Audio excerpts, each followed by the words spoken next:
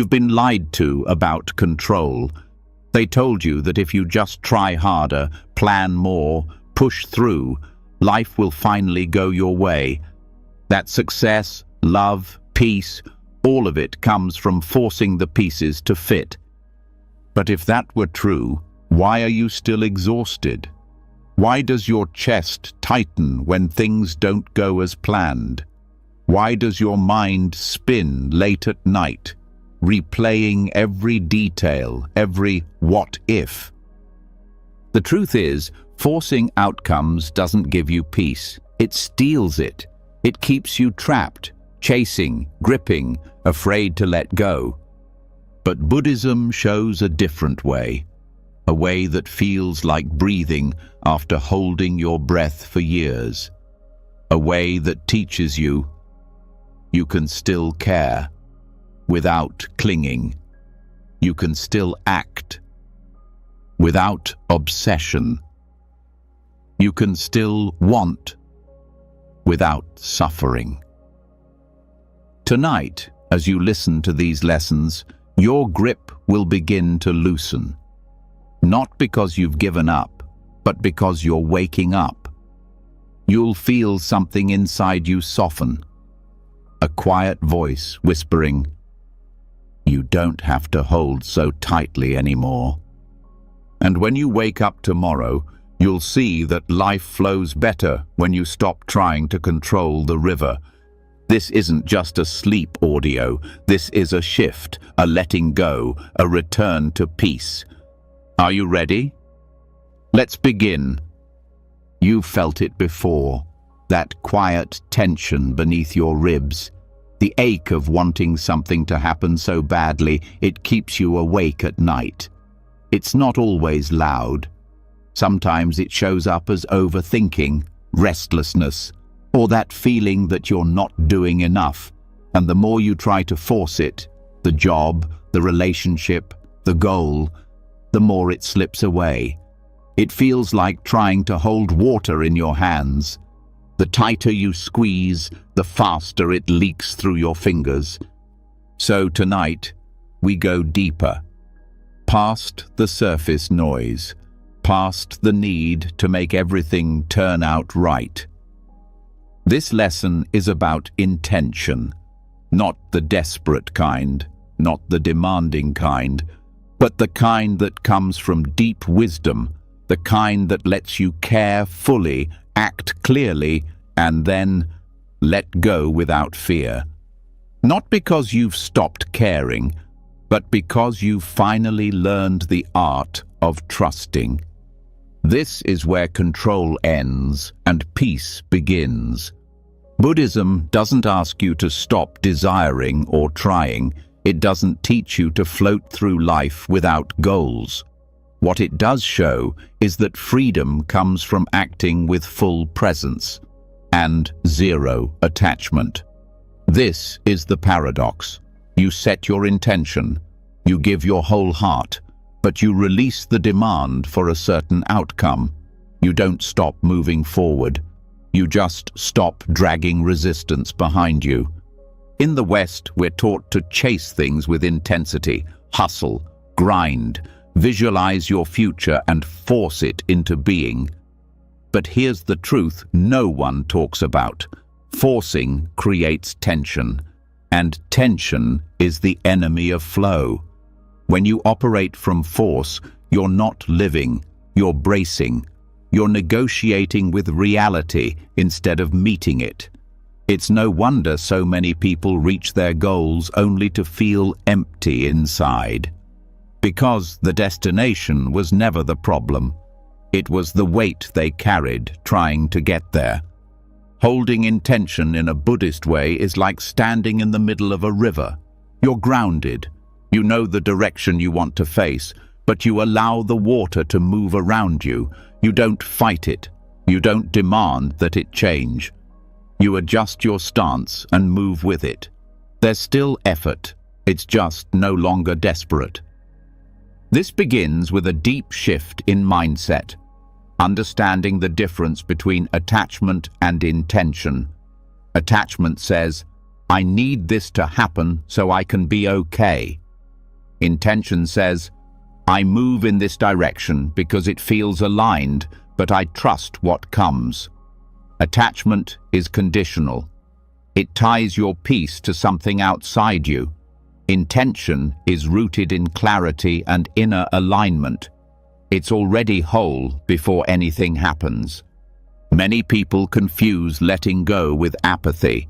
They think releasing control means giving up or not caring, but that's not the Buddhist way. True letting go is not turning your back on what matters. It's turning toward it with open hands. You still plant the seeds. You still show up every day with your heart in it. But you stop grasping, because you've seen what grasping does to your spirit. Grasping shrinks you. It pulls you out of the moment and into a place of fear. Suddenly, your actions aren't coming from love or truth. They're coming from lack. You're not offering your best. You're begging for security. And it never works. The outcome you're chasing starts to feel like a hostage. That energy pushes it further away. Buddhist wisdom teaches that the root of suffering is tanha, craving, clinging. But it also teaches about chanda, wholesome desire. One destroys peace. The other supports it. The difference lies in the energy behind it. Craving says, I can't be okay unless I get this. Wholesome desire says, I move toward this with care, but I remain whole either way. This subtle shift changes everything.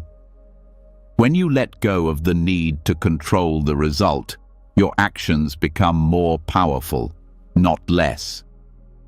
You're no longer weighed down by fear of failure. You're no longer acting to fill a hole.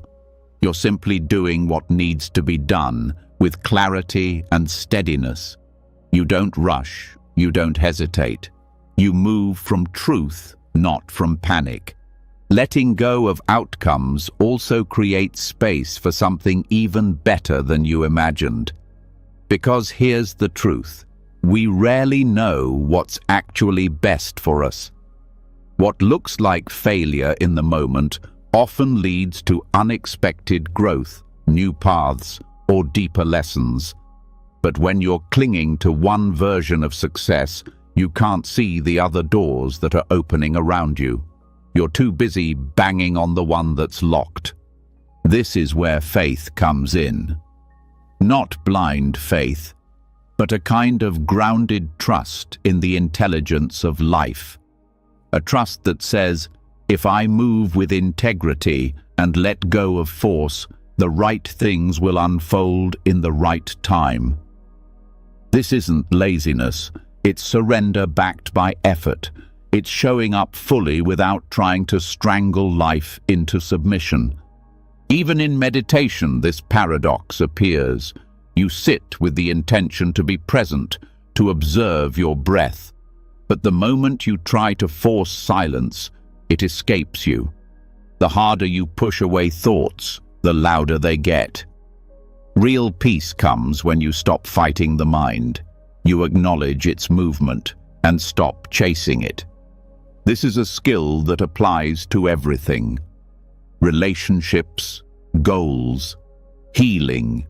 You set your direction, you bring your heart, and then you let go of needing it to turn out a certain way, because you've learned the difference between love and attachment, between purpose and pressure.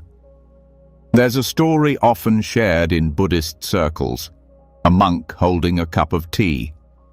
When asked if he's afraid it might fall, he says, "This cup is already broken, not because it's worthless, but because he understands impermanence. He drinks from it with full appreciation because he's accepted its eventual end. He holds it gently, not fearfully." This is how we hold our intentions. We move with purpose, we show up with love, but we hold everything lightly. We understand that nothing is promised, and that's what makes it precious. The tighter you cling, the more you suffer. The lighter your grip, the more fully you can live. When you stop forcing, your nervous system starts to relax. You sleep better, you breathe deeper, you stop rehearsing arguments in your head or scripting your future like a movie. You begin to trust your own ability to meet life as it comes, not as you demand it to be. And this trust is power. It's not loud or aggressive. It's the quiet strength of knowing who you are without needing everything to go your way. It's the kind of presence that turns goals into expressions of love, not desperation.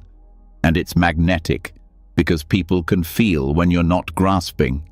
They feel the peace you carry. They feel your clarity. And ironically, the less you force, the more things begin to flow. Buddhism doesn't ask you to stop caring about your dreams. It teaches you to stop suffering for them. You stop believing that peace is waiting at the end of some perfect outcome. You realize it's here now, in the way you breathe, the way you walk, the way you meet this moment with presence. Everything you're looking for in the future already exists in how you show up now, not someday, now.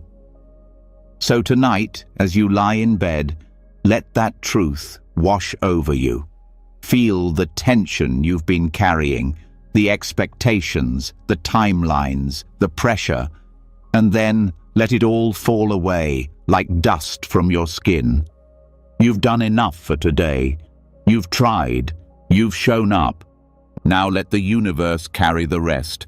No more gripping, no more waiting for things to be perfect before you feel peace. Let this be the night you stop forcing outcomes and start remembering your own power. Because the deepest strength is quiet. The real magic is already inside you. And peace begins the moment you stop fighting what already is. Let go now. Let the mind rest. Let life unfold. And just like that, the grip softens. You begin to feel what it's like to want something deeply without holding it by the throat. You move from the hunger to control into the space where intention breathes. But what now? If you're not clinging, not pushing, not forcing, then how do you live? How do you keep going without falling into passivity or drift? This is where non-striving begins. It's one of the most misunderstood teachings in Buddhism. People here don't strive and think it means doing nothing, floating through life, becoming disconnected or indifferent. But non-striving is not about quitting. It's not about letting life toss you around. It's about effort that flows, not effort that fights. It's about doing fully and still being at peace, whether or not it goes your way. There is a certain energy in striving, a sharp edge. You can feel it when it's there. That sense that if you stop for even a second, you'll lose everything. It keeps your body tense and your breath shallow. It says, more is better. Keep going. Don't rest. But non-striving brings a different kind of energy. It's steady, grounded, awake. It moves with care, not with panic. It listens. It responds. It's not trying to win. It's trying to be honest. To understand non-striving, you have to shift your relationship with effort itself. In striving, effort is tied to proving. It says, I must do this so I can finally feel worthy. In non-striving, effort is simply expression. It says, I do this because it feels right, and the act itself is the value. One leaves you drained, the other leaves you alive. Buddhism teaches that clinging is the source of suffering. But striving is often just another form of clinging, disguised as productivity, disguised as ambition. It's clinging dressed in the clothes of achievement, and while the world may applaud it, it keeps you stuck in a cycle of never enough. Non-striving doesn't mean you give up on your goals. It means you stop using them to beat yourself. You stop measuring your worth by how fast you get there. You stop chasing outcomes like they owe you something. You do the work because the work matters. You show up fully, but you let go of the pressure to be somewhere else. In meditation, this becomes crystal clear. You sit with the breath. The mind wanders. You bring it back. If you strive, if you try to force the mind into silence, it rebels, it tightens. But if you gently return to the breath with patience, without demand, something shifts. The mind starts to settle on its own. You're not pushing, you're allowing. This is non-striving in motion. The same applies to daily life. Whether you're writing, cooking, speaking, or solving a problem, non-striving asks you to bring your full attention without the weight of "this must succeed." That doesn't mean you don't care. It means you've separated care from control. You've stopped believing that only one result will make the effort worthwhile. In the Zen tradition, they speak of chopping wood and carrying water, not as chores, but as sacred acts. The doing is the practice. The point is not to finish. The point is to be there, to feel the rhythm of your movement, the breath in your lungs, the simplicity of the present moment. When you live this way, everything becomes meaningful, not because it leads somewhere, but because it is somewhere. Non-striving allows you to rest even while in motion. There's no tension behind it. You're not constantly leaning into the future. You're just fully in what's here. That presence creates ease, and that ease makes you more effective, not less. Because you're no longer driven by fear or scarcity.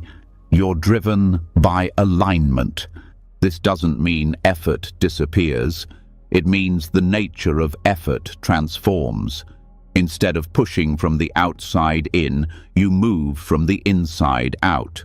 You don't need to be motivated by pressure. You're moved by clarity. The action flows naturally because it's coming from the right place, not from trying to escape where you are. Striving often makes you blind to what's happening now. It traps you in the belief that better is always somewhere else, that the real moment, the real success, the real peace is just one step ahead. But non-striving teaches that this moment is already enough, that you don't have to delay your peace until everything is perfect. This doesn't mean you deny challenge or ambition, but you stop making your happiness dependent on them. You can pursue your dreams and still be content now. You can grow without self-rejection. Non-striving says, you are allowed to be in process. It honors the becoming, not just the result. It's especially powerful in relationships. When you stop striving to change others, to fix them, or to make them fit your script, something changes. People feel safer. You become more present, more compassionate. You start seeing others for who they are, not for who you need them to be. And that space, that non-demanding presence, creates deeper connection than any force ever could. Even in healing, this teaching is vital. When you strive to be better too fast, you often suppress or rush through your own emotions. You pressure yourself into progress. But non-striving allows you to meet yourself exactly as you are. You stop fighting your pain, and in that stillness, the real healing begins. not by fixing, but by accepting. The wound stops being something wrong with you and starts being part of your human experience. This also applies to creativity. Striving clutters the mind. It chokes inspiration. You get caught in perfectionism, fear of failure, doubt. But when you stop pushing, ideas begin to flow again. You tap into something deeper. You create not for approval, but because it's part of your nature. Non-striving restores that quiet joy in making things just for the sake of it. In work, this can feel like a paradox. We're trained to equate success with relentless pressure. But the most impactful work often comes from non-striving, from people who are deeply present, not panicked, who act with calm commitment, not chaos, who do their best and then let it go. That energy creates better outcomes, not worse. This is also true in learning. When you strive too much to understand, the mind becomes tense. But when you relax and let the information come in naturally, it integrates. You don't have to force growth. You create the right conditions and it unfolds. Like a flower, it opens when it's ready, not when you yell at it. The deep wisdom of non-striving is that it teaches you how to be in harmony with reality, not in opposition to it. You stop being a soldier against life and become a participant in it. You begin to flow, not float. You're still rooted, still engaged, but your energy is no longer clenched. It's open. This changes how you respond to obstacles. In striving, setbacks feel like failure. In non-striving, they become part of the dance. You meet them without panic, without self-blame. You adjust, you listen, you respond with clarity, not because you're numb, but because you're no longer resisting what's real. There's a soft discipline in this, a kind of elegant strength. You stay consistent, not because you're grinding, but because you're connected to your purpose. You keep going, not out of fear, but out of care. You've stopped trying to bulldoze your way through life. You're learning to walk with it. Non-striving also deepens your spiritual practice. Prayer, meditation, reflection, they become quieter, deeper. You're not trying to achieve enlightenment like a prize. You're simply opening to what already is. The noise fades. You begin to notice things you never saw before. Small moments, gentle truths, the softness underneath everything. And perhaps the most beautiful part, non-striving brings rest. Real rest.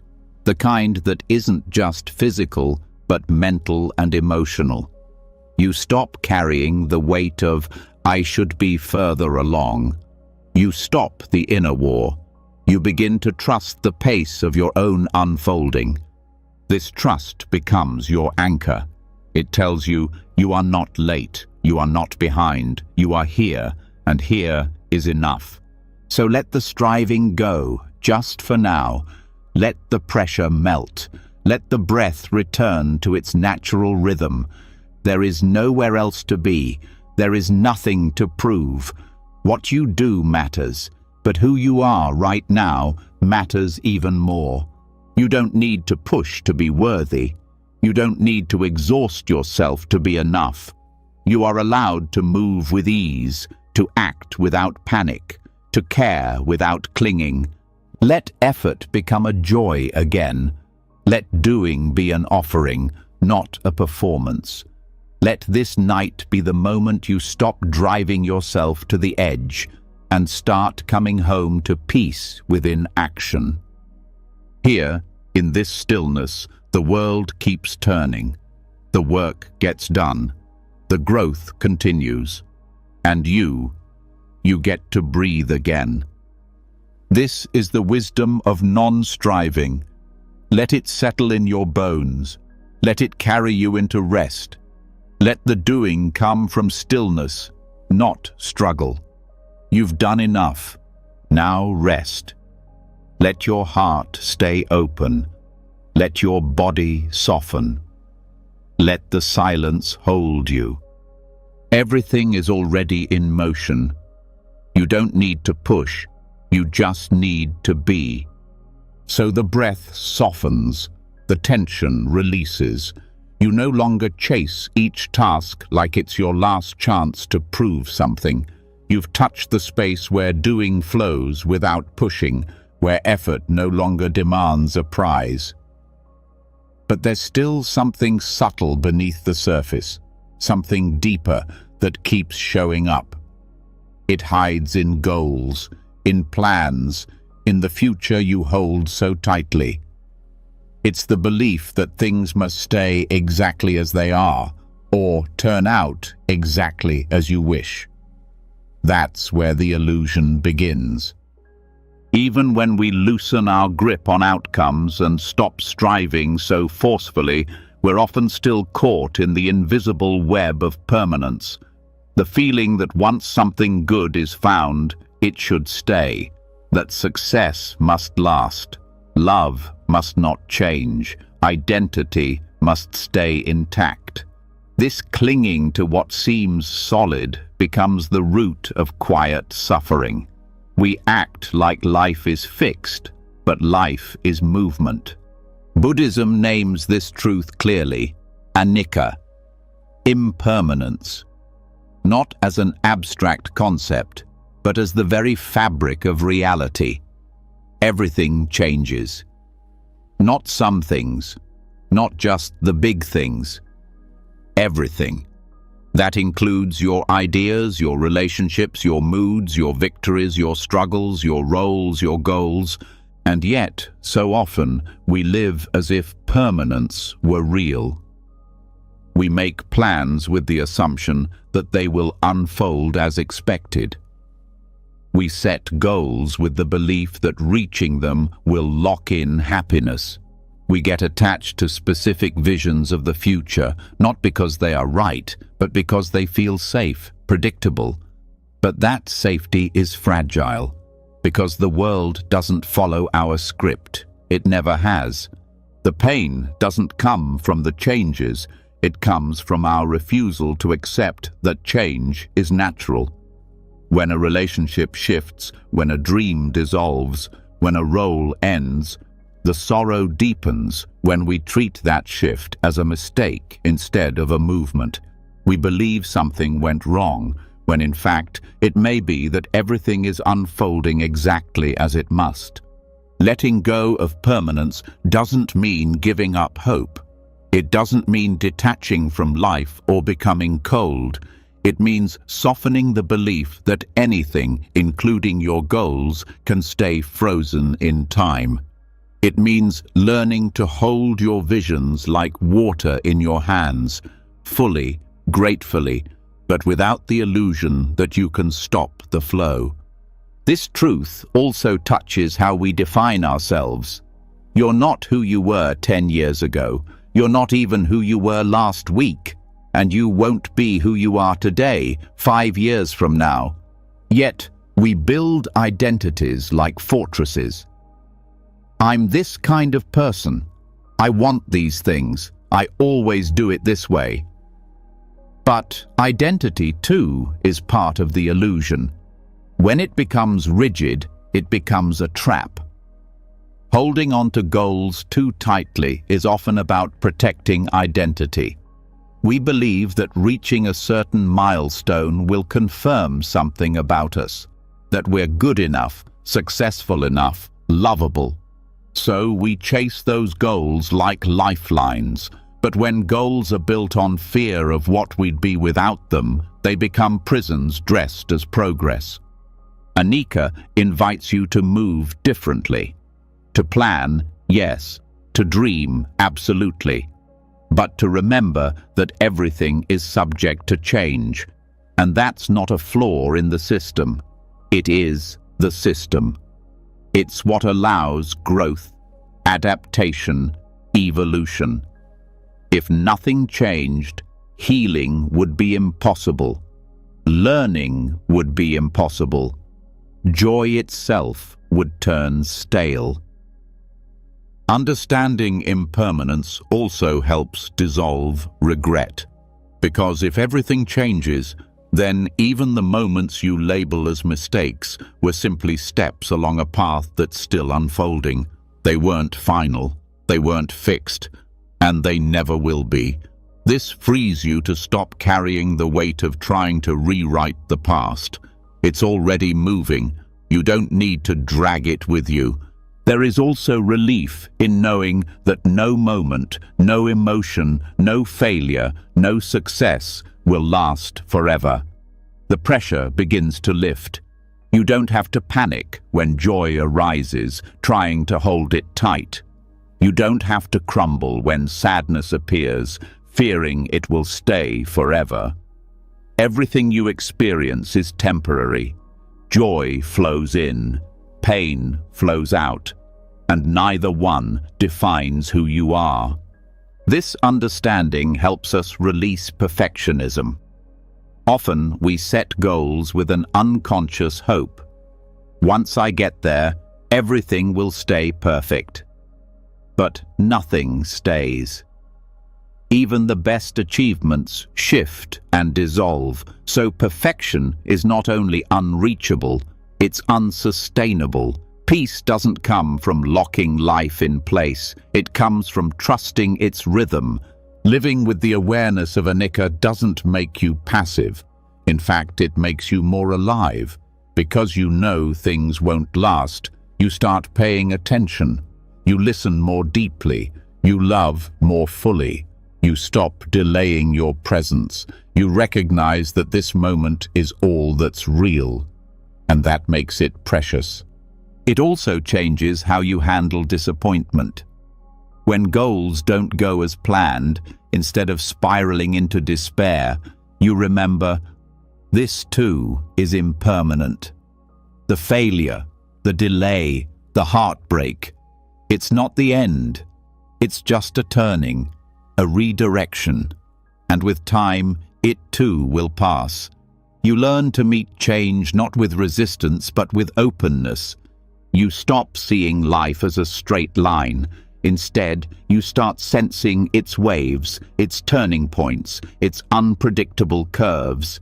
You stop needing every chapter to look the way you pictured it. You start finding beauty in what you didn't expect, because your peace no longer depends on getting what you planned. It rests in your ability to adapt with grace. This is what makes anicca such a powerful lens for goal setting. It invites you to stay flexible, to know what matters to you, but to release the story of how it must arrive. Maybe the goal changes shape. Maybe it evolves. Maybe it disappears altogether and something better rises in its place. If you're clinging, you miss that.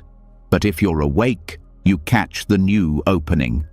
This also builds resilience, because permanence is a fragile foundation.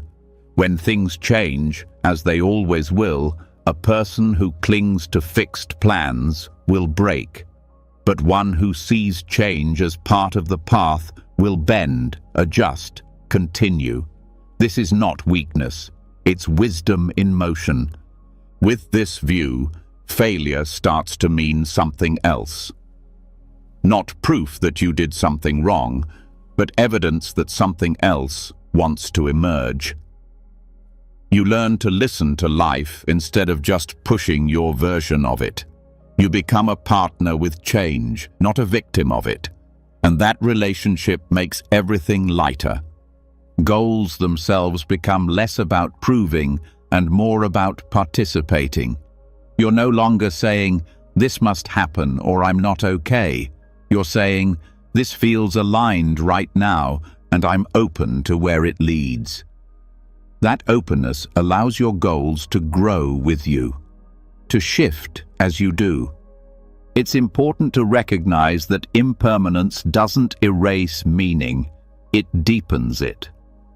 A flower that only blooms for a week is not less beautiful. It's more so because its life is brief. A moment of laughter, a burst of clarity, a fleeting connection. These are not diminished by their shortness. They are made sacred by it. So too with your own journey. The fact that this phase will end, this body will change, this chapter will close. It's not cause for fear.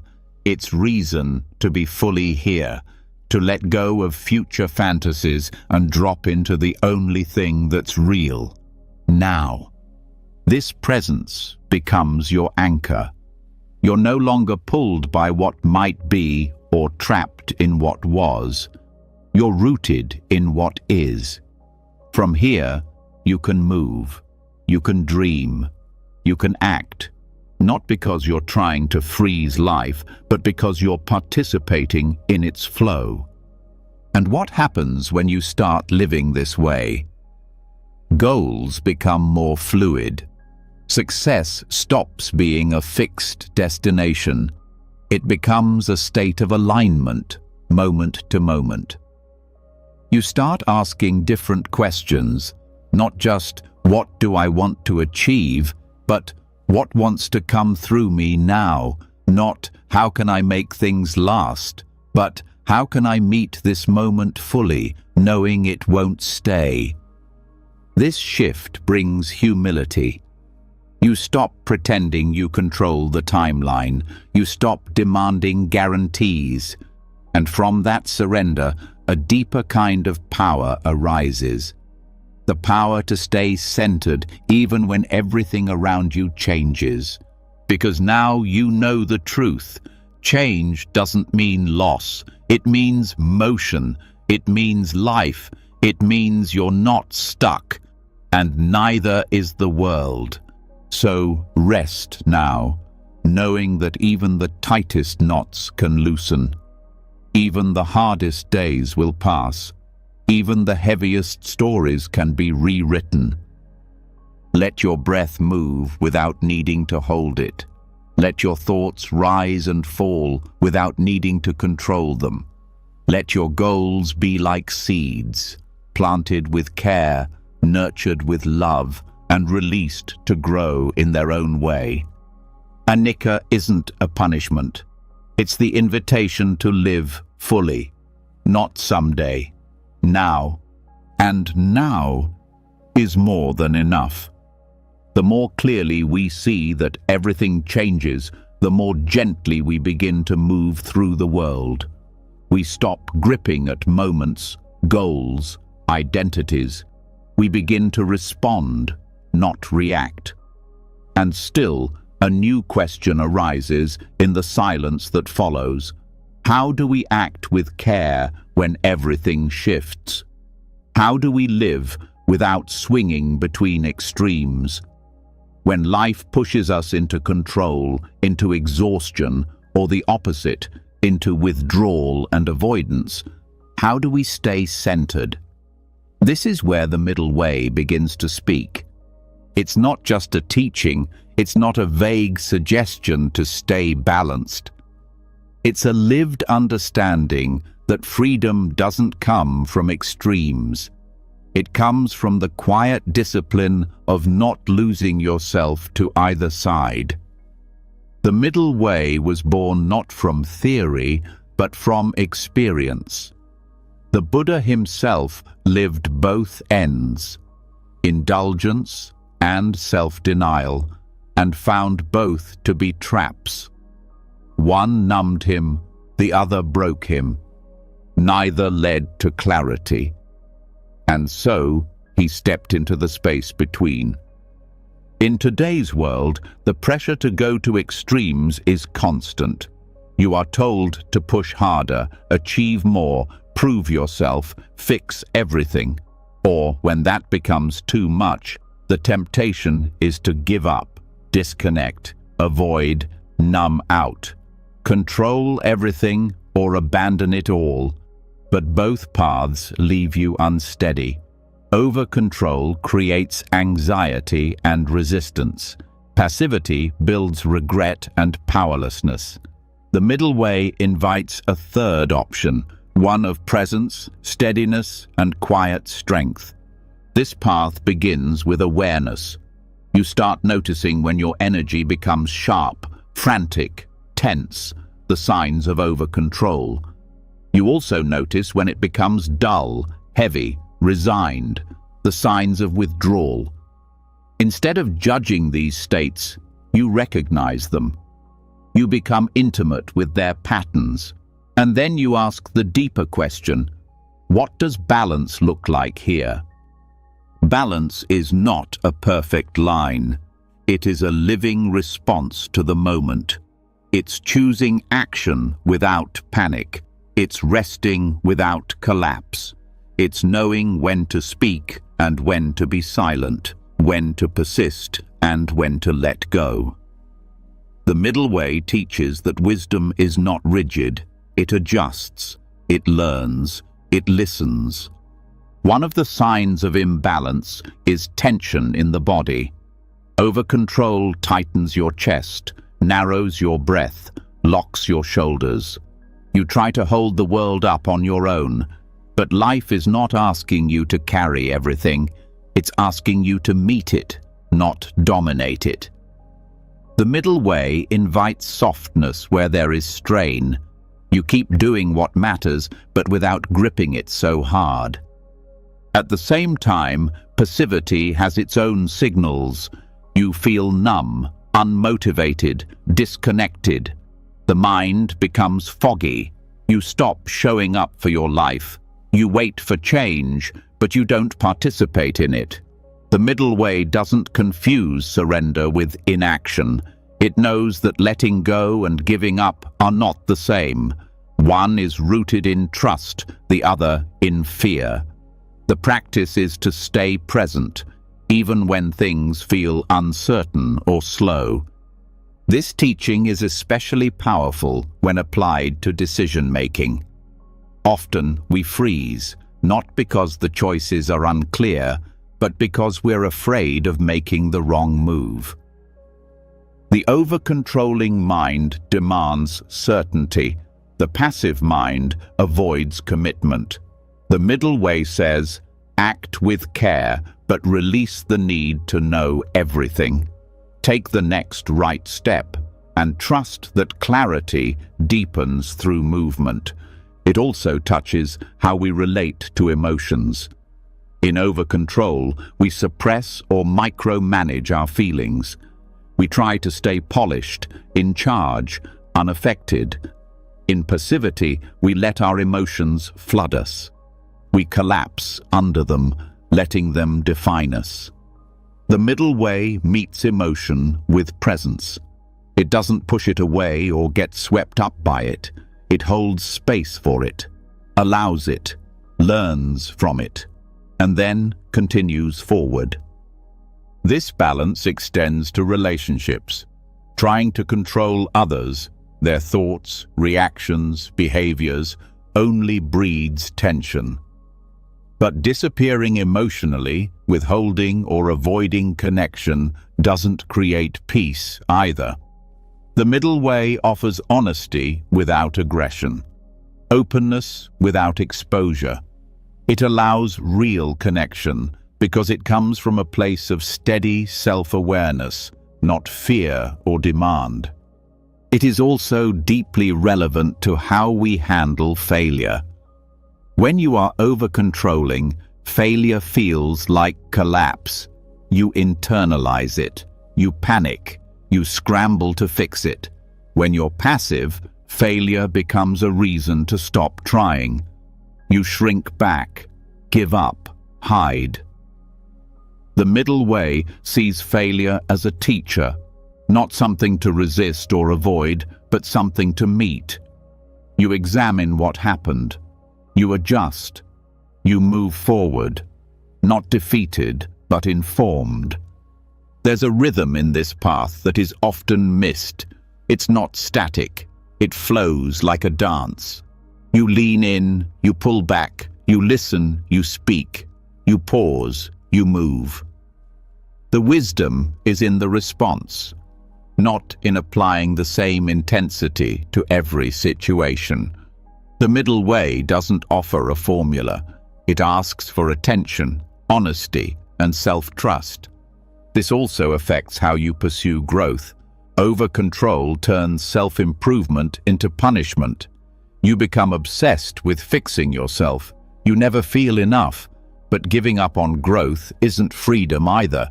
It's stagnation. The middle way says, grow because you care, not because you are broken. Evolve out of love, not self-rejection. It's not about perfection. It's about deepening alignment with your true nature. The same principle applies to spiritual practice.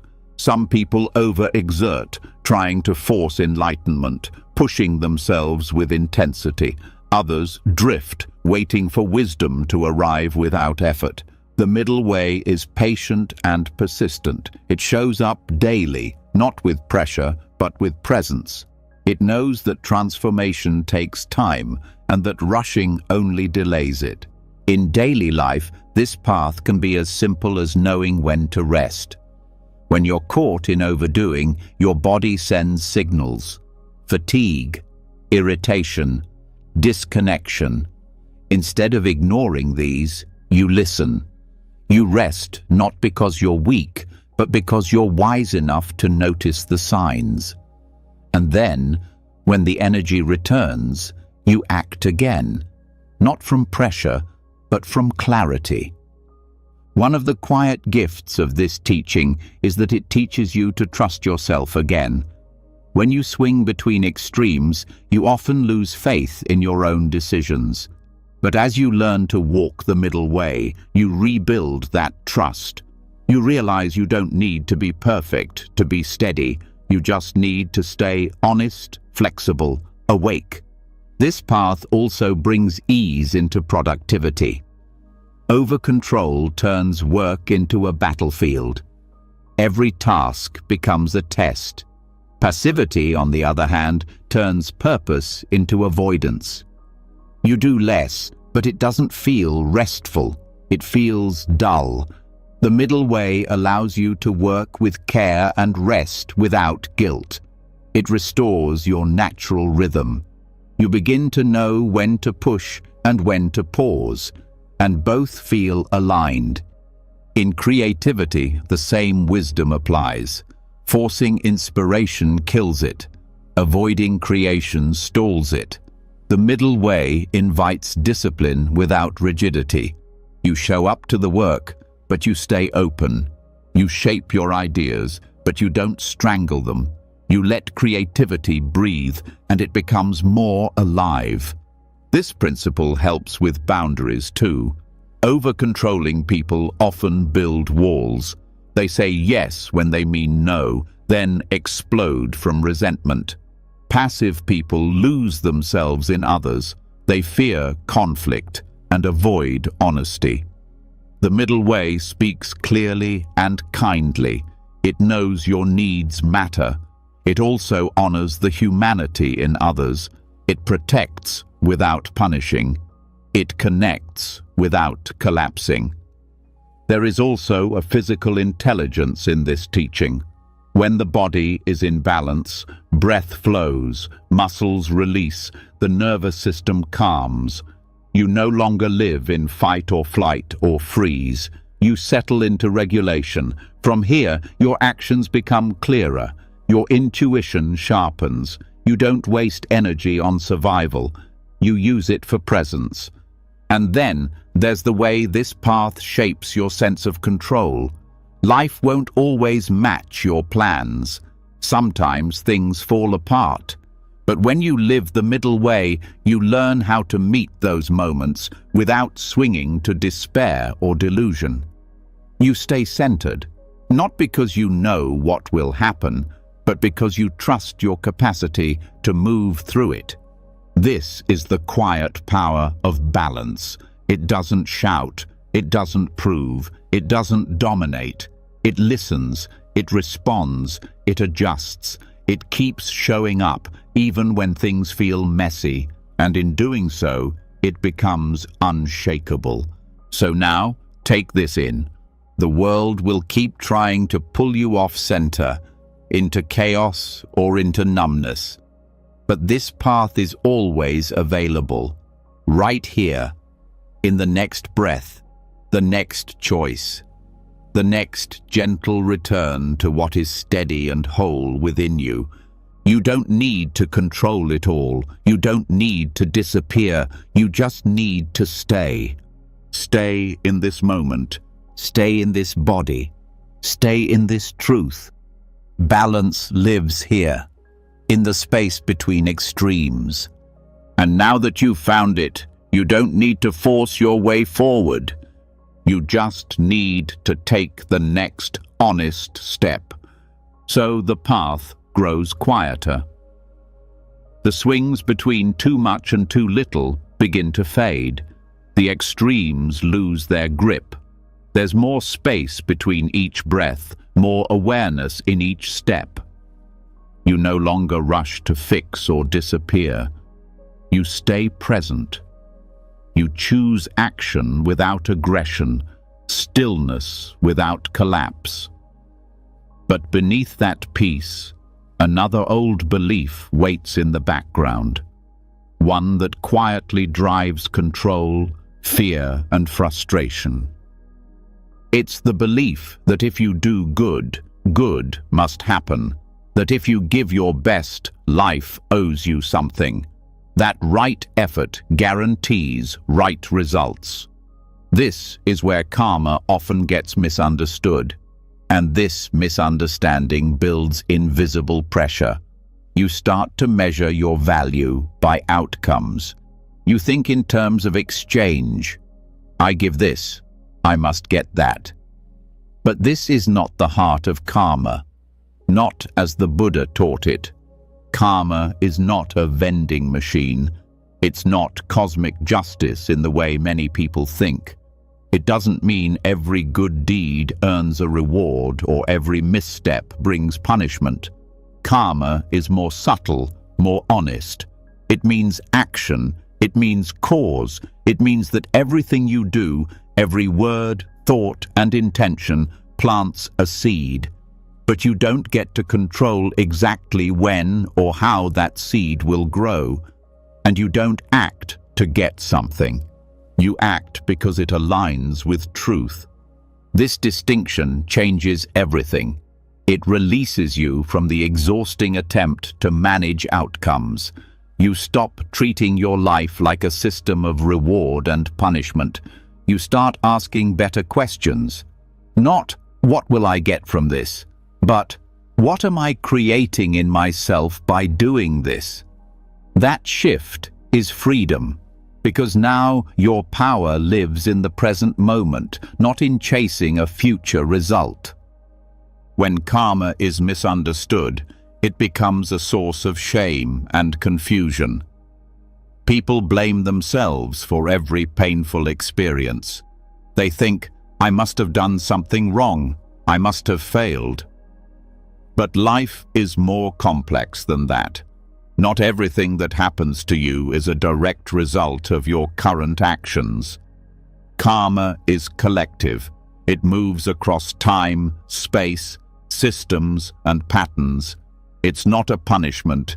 It's simply cause and effect playing out across layers far beyond what the mind can trace. This means that suffering isn't always your fault, and success isn't always your doing alone. There are infinite conditions that shape every outcome. Karma reminds us that what we do matters, but it also humbles us by reminding us that we are not in control of everything that follows. This is not a weakness, it's clarity. The true power of karma lies in intention. It asks not just what you're doing, but why. Are you acting from fear, pride, resentment, or from kindness, clarity, care? Two people can do the same thing with different intentions and create very different karmic patterns. It's not about performance, it's about alignment. You become what you practice, and the quality of your intention shapes the energy you carry forward. This awareness makes you more honest. When you understand that karma doesn't guarantee results, you stop manipulating your behavior to earn a reward. You become sincere. You act rightly because it feels true, not because you're keeping score. This gives your choices a deeper integrity. There's no performance, no transaction, just the quiet dignity of right action. This clarity also brings compassion. If someone is struggling, you stop thinking they deserve it. If someone succeeds, you stop assuming they earned it all alone. You see beyond the surface. You understand that every life is shaped by visible and invisible forces. This humbles judgment. It opens empathy. It builds patience with others and with yourself. Right action, as taught in the Noble Eightfold Path, isn't about outcome. It's about living in harmony with the present moment, with others, with your own heart. It means speaking honestly, acting with care, respecting life, and being responsible for the ripple you create, even when no one is watching, even when results don't follow the way you hoped. You begin to live with more focus on process. You pay attention to how you do things, not just what they lead to. This builds consistency. It roots your life in values, not in mood swings or external results. You show up the same whether or not anyone claps, because your peace no longer depends on applause. Letting go of the need to control the fruit of your action also eases disappointment. Not because you no longer care, but because your sense of purpose isn't tied to how things look on the outside. You may pour your energy into something and it might still fall apart. But instead of collapsing, you reflect, you grow, you plant new seeds, because you're not living for guarantees, you're living from principle. This practice becomes especially powerful when things feel unfair, when someone lies and gets rewarded, when you work hard and still fall short. The mind wants to tighten, to demand balance, but karma invites trust in a larger unfolding, not a fantasy that everything will be fixed, but a deep faith that right action builds inner strength, even when outer results don't match. You stop using effort as a weapon. You stop tying your worth to recognition. You begin to take joy in being aligned. You do what's needed, and you release the rest. This does not mean being passive. It means being wise. Wise enough to know the limits of your control and the power of your intention. Even in small actions, this shows. A kind word, a patient silence, a generous pause. These aren't just gestures, they are seeds. And though you may not see the bloom, something always grows. Maybe in someone else, maybe in you, maybe in ways you'll never understand, but nothing true is wasted.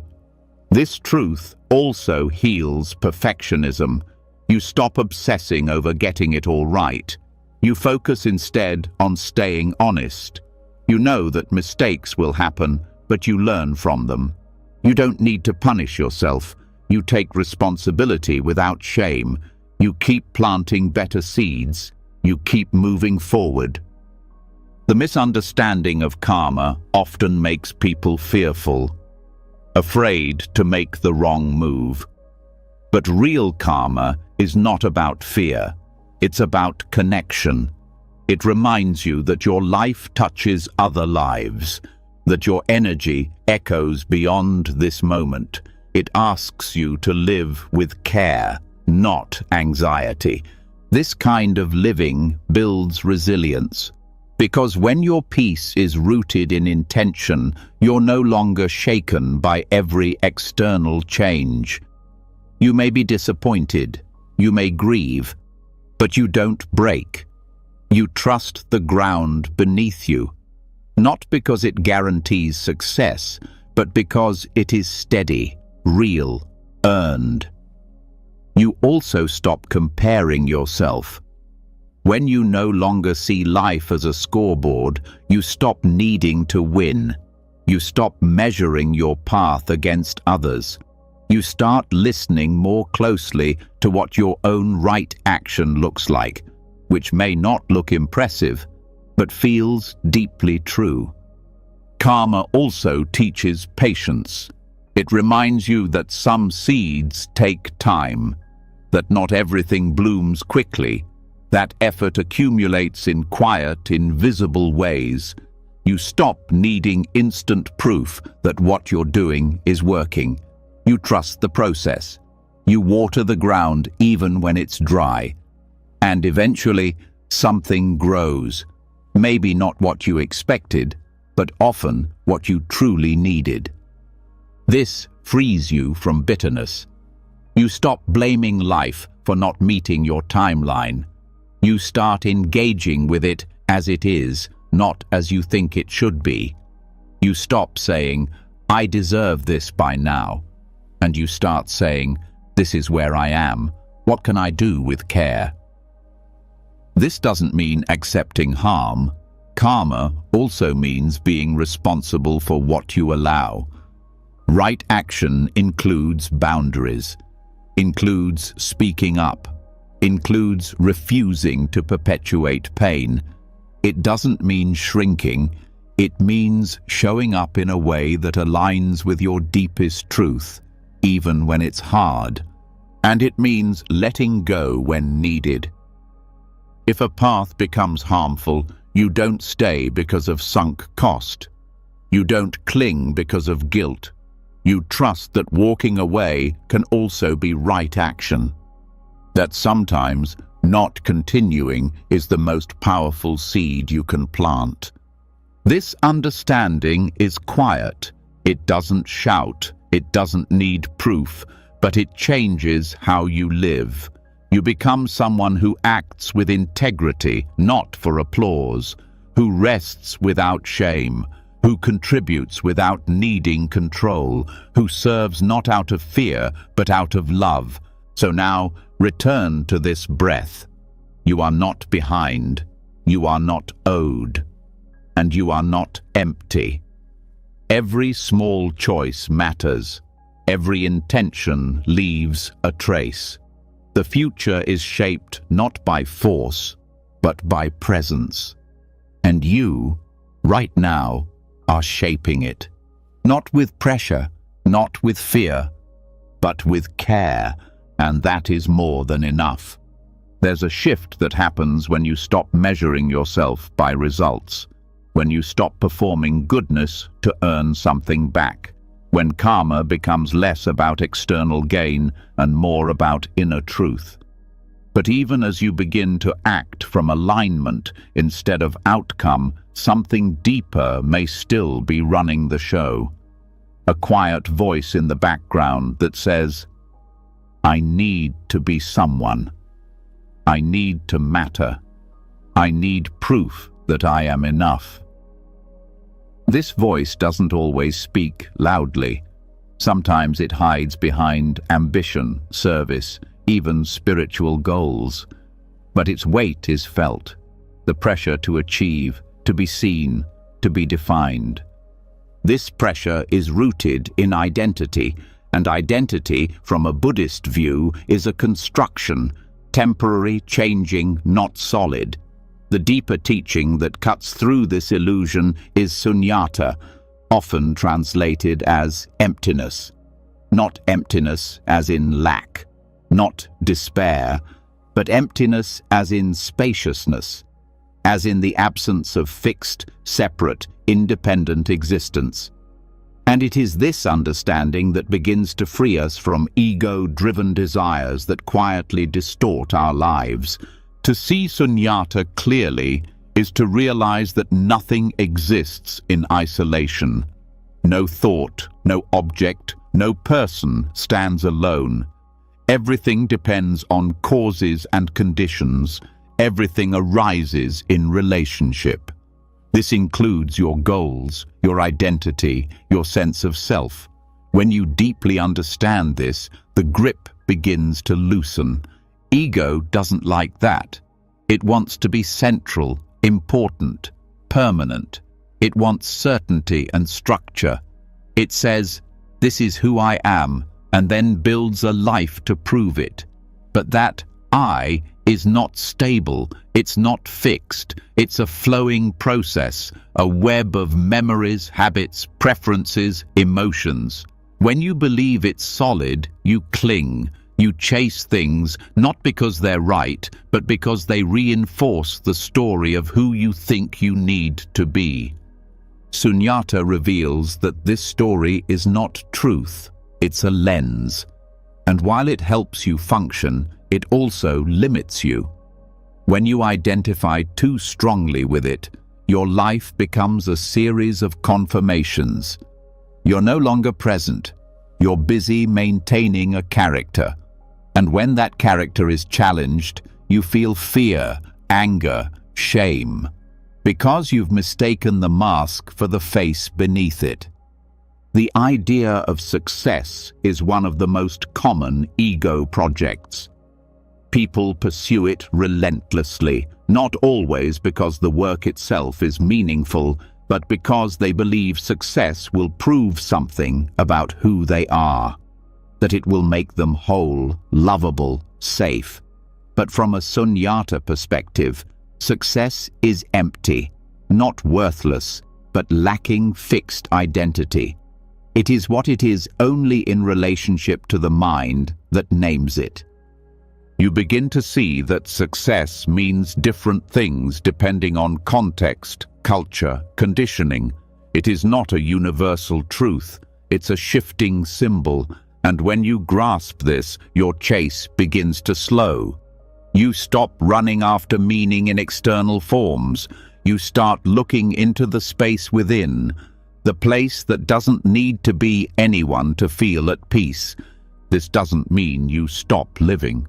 You still show up, still create, still connect.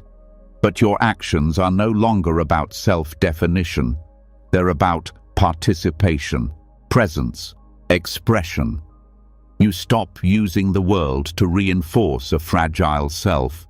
You start dissolving that self into the experience itself.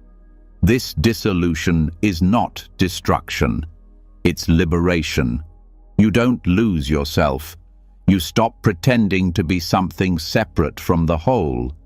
And with that, a new kind of energy is born, one that doesn't grasp, one that doesn't perform, one that simply moves where life asks it to.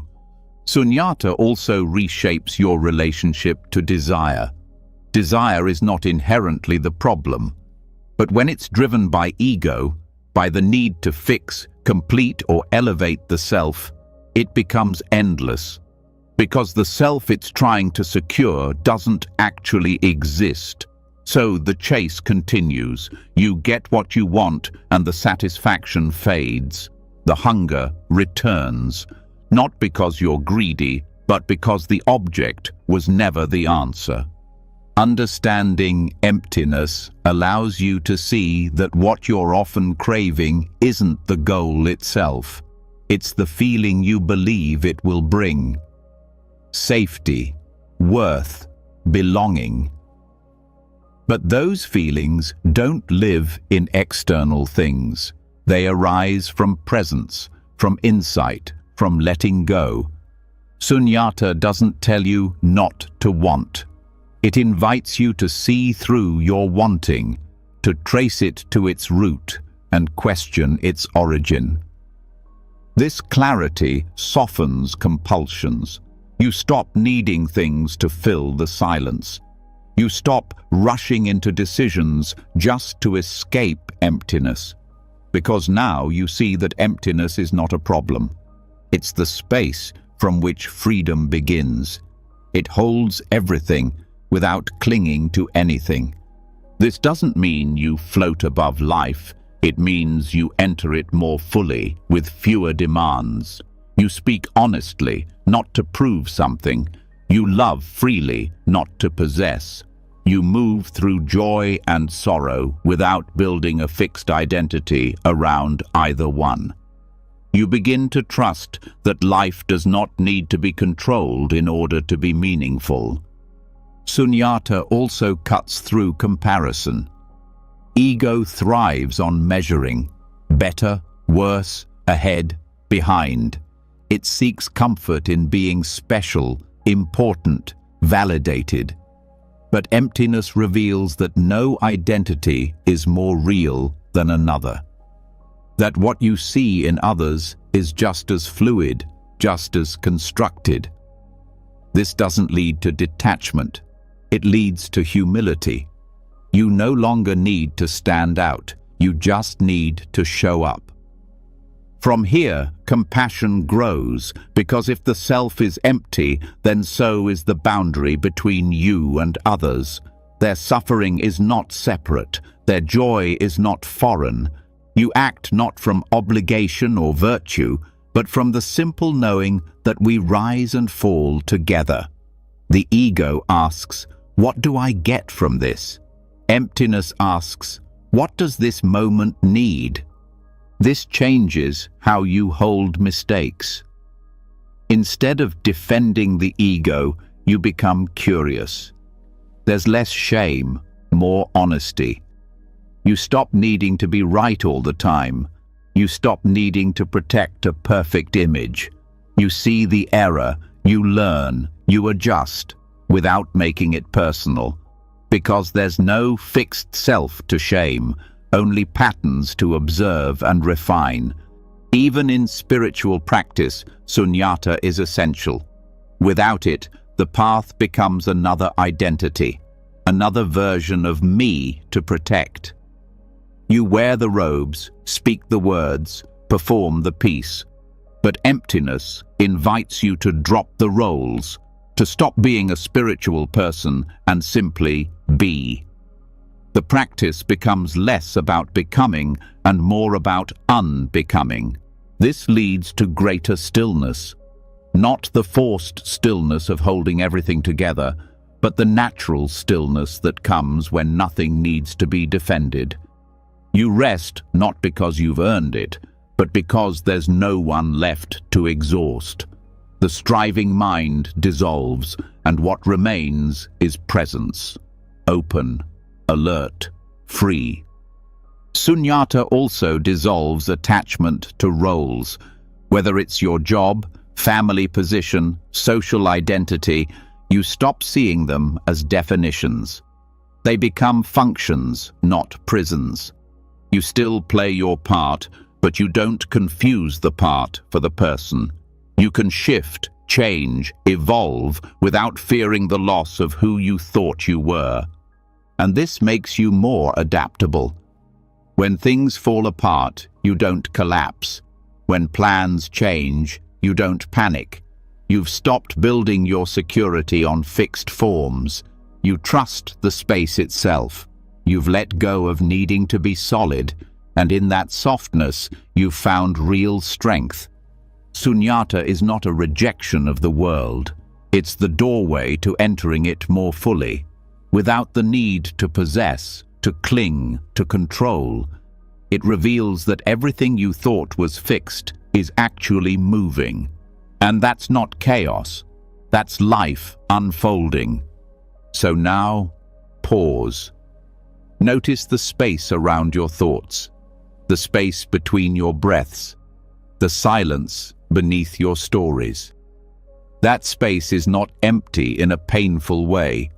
It's full of possibility.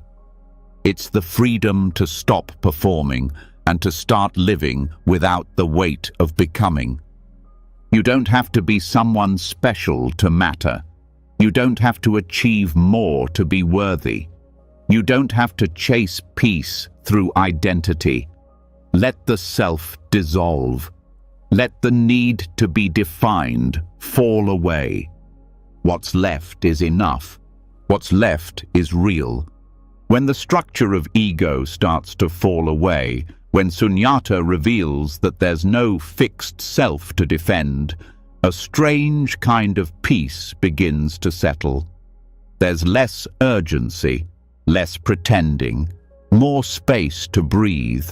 But even as emptiness softens the mind, one of the strongest threads still holds tight: the belief in who we think we are, not just as a concept, but as an identity built over years of proving, fixing, performing, and surviving.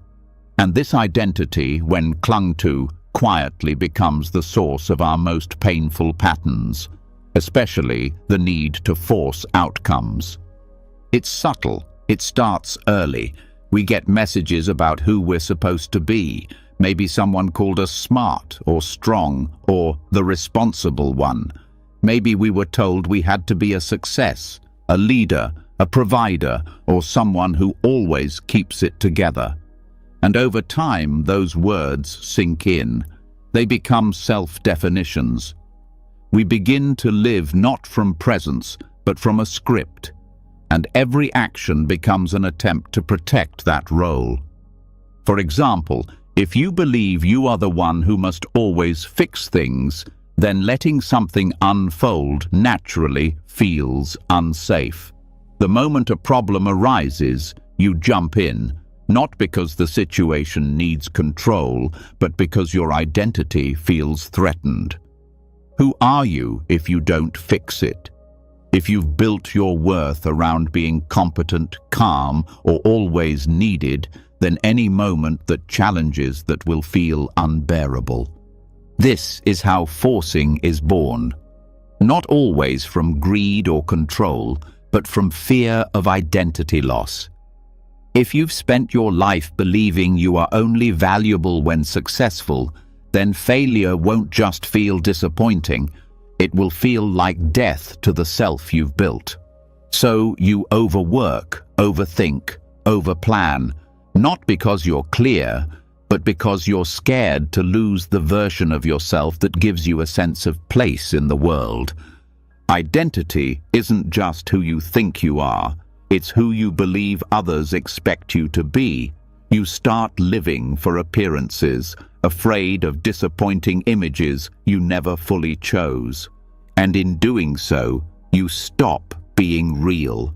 You filter your truth. You ignore your needs.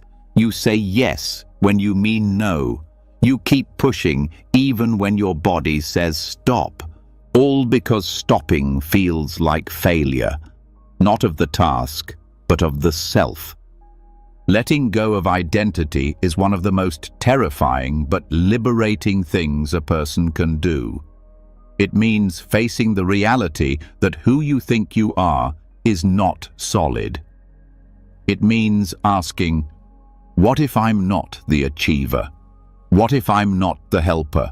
What if I don't have to be the strong one all the time? And that's hard, because identity brings a sense of safety.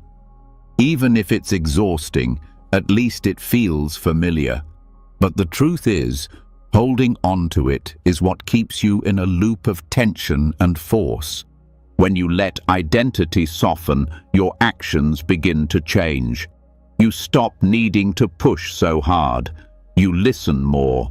You pause before reacting. You ask, is this coming from truth or from a need to prove something? That simple pause is where freedom begins. You start moving from clarity, not compulsion. This shift is especially important when it comes to goals. Goals are not the problem. But when your self-worth is wrapped up in achieving them, you lose your ability to respond with wisdom. Every delay becomes a threat. Every setback feels personal. You push harder, not because the goal matters, but because your sense of self depends on it. And when it doesn't work out, the collapse is deep. Not just disappointment, but identity rupture. Letting go of identity doesn't mean you stop having preferences or direction. It means you become more honest about where your energy is coming from. You start to act without performance. You serve without needing to be seen. You care without turning it into a project about yourself. There's more space for life to move through you. This also reshapes how you handle feedback.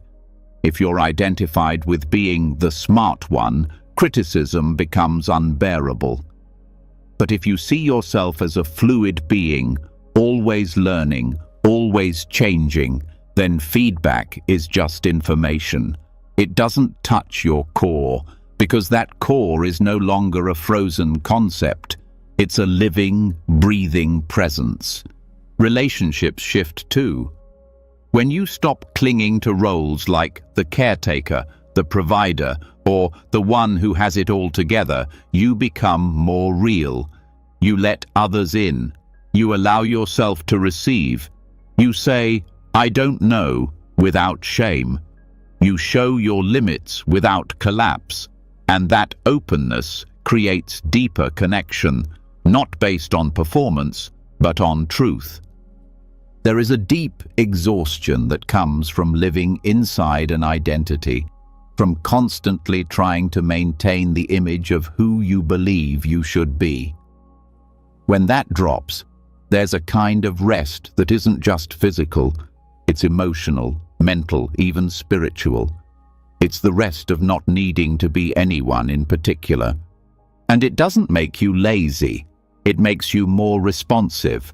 You become a better listener to others, yes, but also to yourself. You stop overriding your intuition just to maintain appearances. You start trusting the moment instead of clinging to the script. This trust allows for more adaptability. If you're not trapped in identity, you can pivot. You can let something fail without it meaning you're a failure. You can walk away from what no longer fits. You stop squeezing yourself into roles that used to serve you but no longer do. You give yourself permission to evolve, and that permission is powerful. It means you don't need to wait until everything falls apart to change. You can shift before the burnout. You can slow down before the collapse, because your choices aren't tied to ego anymore. They're tied to reality. There is humility in letting go of identity. You admit you don't have it all figured out. You stop pretending you're above help. You allow yourself to be a work in progress, and this makes you more compassionate. Because you realize everyone else is navigating the same fear, the same attachment, the same masks. From this place, you no longer try to fix people to maintain your identity as the helper. You stop trying to impress people to keep your role as the successful one. You stop shrinking to protect your image as the humble one. You begin to act not from image, but from inner alignment. This is a quiet kind of freedom.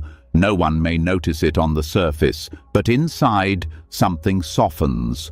The grip loosens. You breathe deeper. You respond more slowly. You begin to feel what it's like to live from presence, not persona. You realize that you can still show up fully, still care deeply, still work passionately, without making it about your reflection in the eyes of others. And this takes away the pressure. You stop needing to control outcomes because those outcomes no longer define you. Whether it works or doesn't, whether they approve or not, it's no longer about who you are. It's just life, unfolding. And in that unfolding, you return to a deeper kind of confidence, not the kind built on labels or applause, but the kind that says, "I trust the one behind the mask, even if no one sees it, even if I'm still learning." That trust is what allows you to move without forcing, to lead without domination, to love without control. Let go of the names you've been given. Let go of the roles you've been stuck in. Let go of the tight definitions that tell you who you must be. You are not just a success. You are not just a helper. You are not just the strong one. You are not your past. You are not your image. You are the one underneath all that. The one watching. The one breathing. The one that doesn't need to be anything in particular to be at peace. Return to that again and again, not to disappear, but to live with less effort, less tension, less fear. Because in that space, there's nothing left to force. There's just the next clear step and the freedom to take it. When the need to be someone begins to fade, when the grip around your identity starts to loosen, a rare kind of peace begins to emerge. You stop performing for validation. You stop chasing roles that no longer fit. You move from a deeper place, one that doesn't rely on proving your worth through action. But even in this inner freedom, the mind still wants to fill the space. It rushes to speak, to solve, to explain. It fills silence with noise, both outside and within. And so the next step becomes clear. Not more doing, not more striving, but something far more powerful: stillness. Noble silence is not just the absence of talking. It is the conscious choice to stop interfering, to stop reacting to every thought, every impulse, every uncomfortable moment. It is the space where ego softens even further, not through effort, but through restraint. It doesn't mean withdrawal. It doesn't mean disengagement. It means listening more deeply. It means creating room for life to unfold on its own terms, without your constant shaping of it. When you live in constant noise, verbal, emotional, mental, there's no room to hear what's underneath. Reactions become automatic. Patterns repeat. Conversations go in circles. But noble silence interrupts this cycle. It's not silence for the sake of quiet. It's silence that holds presence. Silence that says, I don't need to fix this right now. I don't need to rush to clarity. I can sit in the unknown. This kind of silence reveals truth. When you don't speak just to avoid discomfort, you begin to notice what discomfort is trying to teach you. When you don't speak just to control a situation, you begin to witness how it naturally moves without your interference. You start to understand that not every space needs to be filled, that sometimes clarity only comes when you stop trying to force it into words. Mental silence is just as vital. The inner dialogue that constantly narrates your life can become its own prison. The voice that explains, judges, compares, plans. It runs non-stop unless you choose to pause. Noble silence invites you to watch this voice without feeding it, to observe thoughts without following them, to create a gap between awareness and reaction. That gap is where peace begins.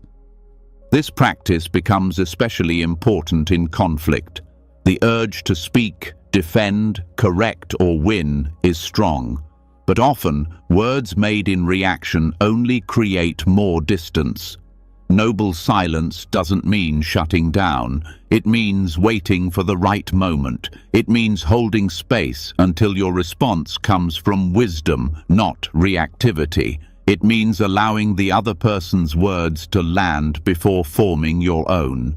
In relationships, this silence is transformative. When you stop interrupting, fixing, or filling the space, you begin to hear people differently. You listen without planning your reply. You notice what's underneath their words, and this kind of listening creates safety. It tells the other person, you are allowed to be heard without pressure.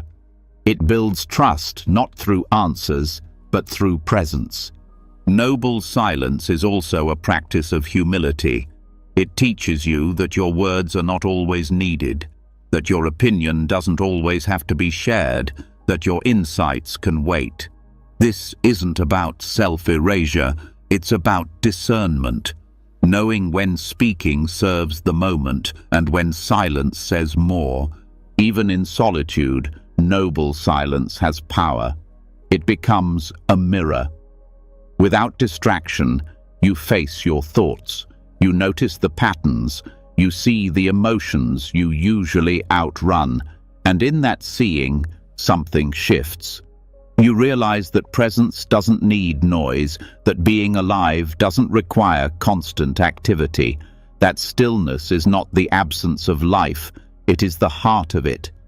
This kind of silence is not passive, it's deeply engaged. It requires discipline. The discipline to wait, to watch, to withhold impulsive reactions. The discipline to choose not to interrupt your own unfolding. It's not always comfortable. In fact, it can be confronting, but it creates space where real transformation can happen. You begin to see how often your words are used to protect the ego, to gain control, to avoid vulnerability. You start to notice the difference between speech that brings clarity and speech that just fills air. And slowly, you begin to speak less, but with more care. Your words become precise, thoughtful, grounded. They carry weight because they are not driven by fear. Noble silence also helps you face uncertainty. When the mind is quiet, you're not rushing to conclusions. You're not constructing stories to avoid the unknown. You're letting things emerge in their own time. And this builds trust, not in your ability to figure everything out, but in your ability to remain still until the next step reveals itself. In this way, silence becomes a form of surrender, not the surrender of giving up, but the surrender of not needing to control every outcome. You still act, you still respond, but not from panic, not from ego, from presence, from awareness, from the calm center that sees clearly and moves wisely. In creative work, noble silence makes room for inspiration. When the noise quiets, insight rises. Ideas come not from force, but from spaciousness. You stop chasing solutions. You start receiving them. This doesn't mean doing nothing. It means creating space for the right thing to come forward, rather than trying to squeeze it into shape. Noble silence also strengthens intuition.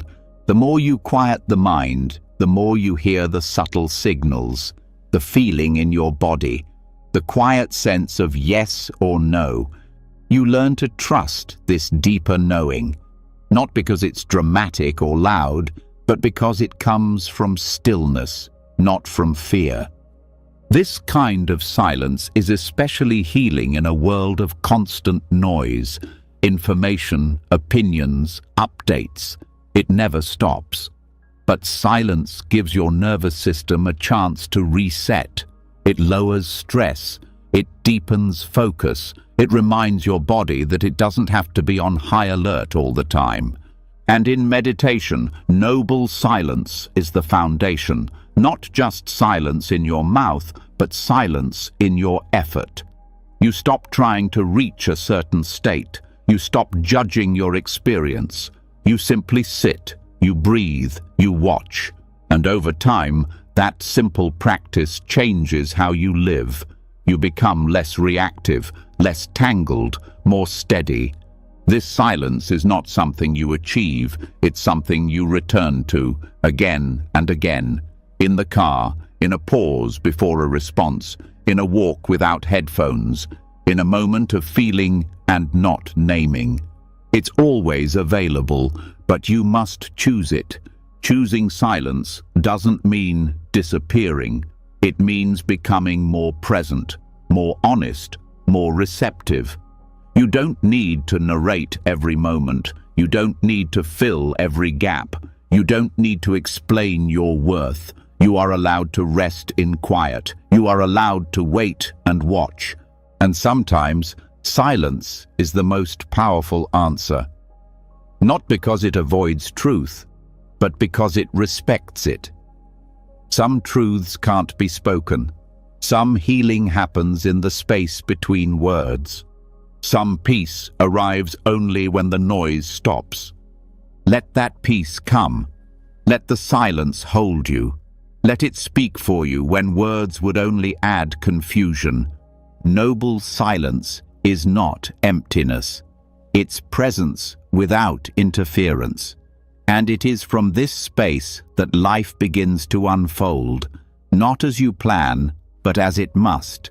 And that unfolding, without force, is more than enough. When silence settles, a different kind of clarity begins to grow. No longer drowned out by mental noise or pressured speech, you begin to see your inner life with sharper detail. Not just thoughts and emotions, but the movements beneath them, the motivations, the pulls, the urges that guide your choices without always being seen. One of the strongest forces among them is desire. It shows up in almost everything you do, but not all desire is equal. Some kinds bring peace, others tighten the mind, some lead to growth, others to suffering. To walk this path with honesty, you must learn to tell the difference. In Buddhist teaching, this difference is described through two words, chanda and tanha. Both are forms of wanting. Both involve energy, direction, intention. But their roots and their results are completely different. Chanda is wise desire.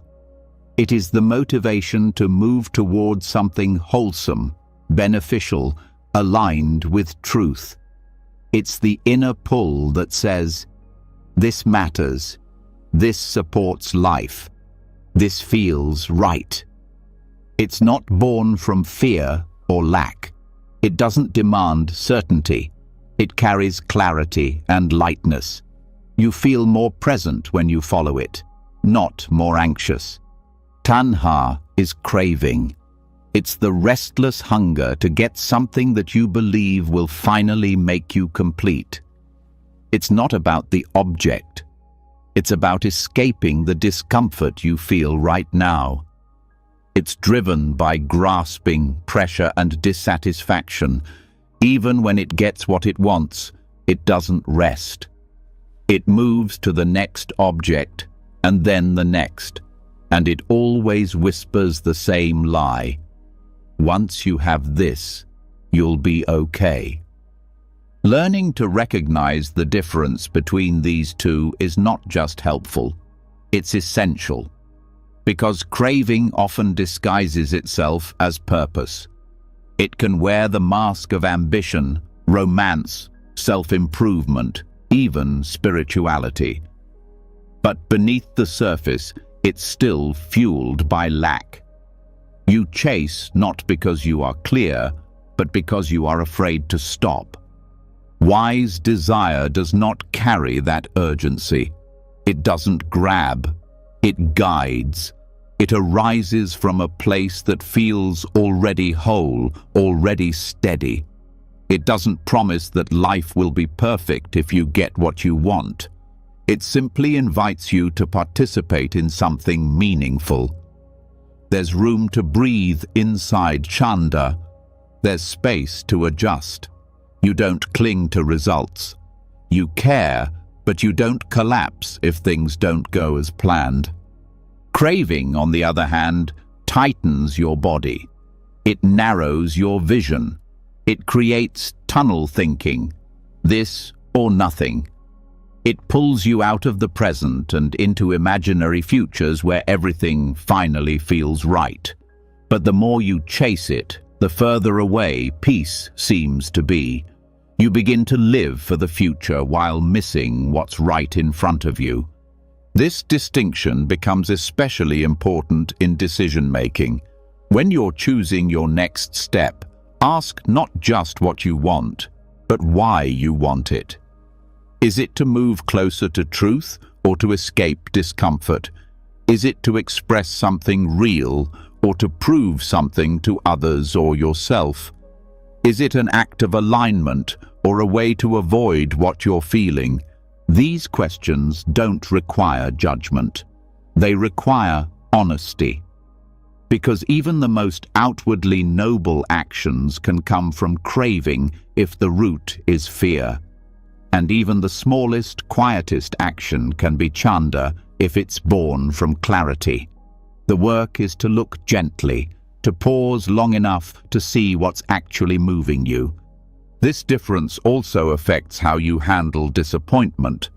If your desire was wise, you can accept when things don't work out. You feel the loss, but you're not shattered, because your peace wasn't tied to the outcome. But if the desire was craving, any disruption feels like a threat to your identity, your worth, your safety. You react with blame, shame, or panic, and the cycle repeats. Craving is built on the belief that this moment is not enough, that something out there will finally fix the emptiness inside. But emptiness cannot be filled with more reaching. It dissolves through presence, through letting go, through understanding that the very thing you're chasing is often already here, just blocked by the noise of wanting. Wise desire does not ignore ambition. It includes the wish to grow, to help, to learn, to heal. But it does so without obsession. It allows for failure.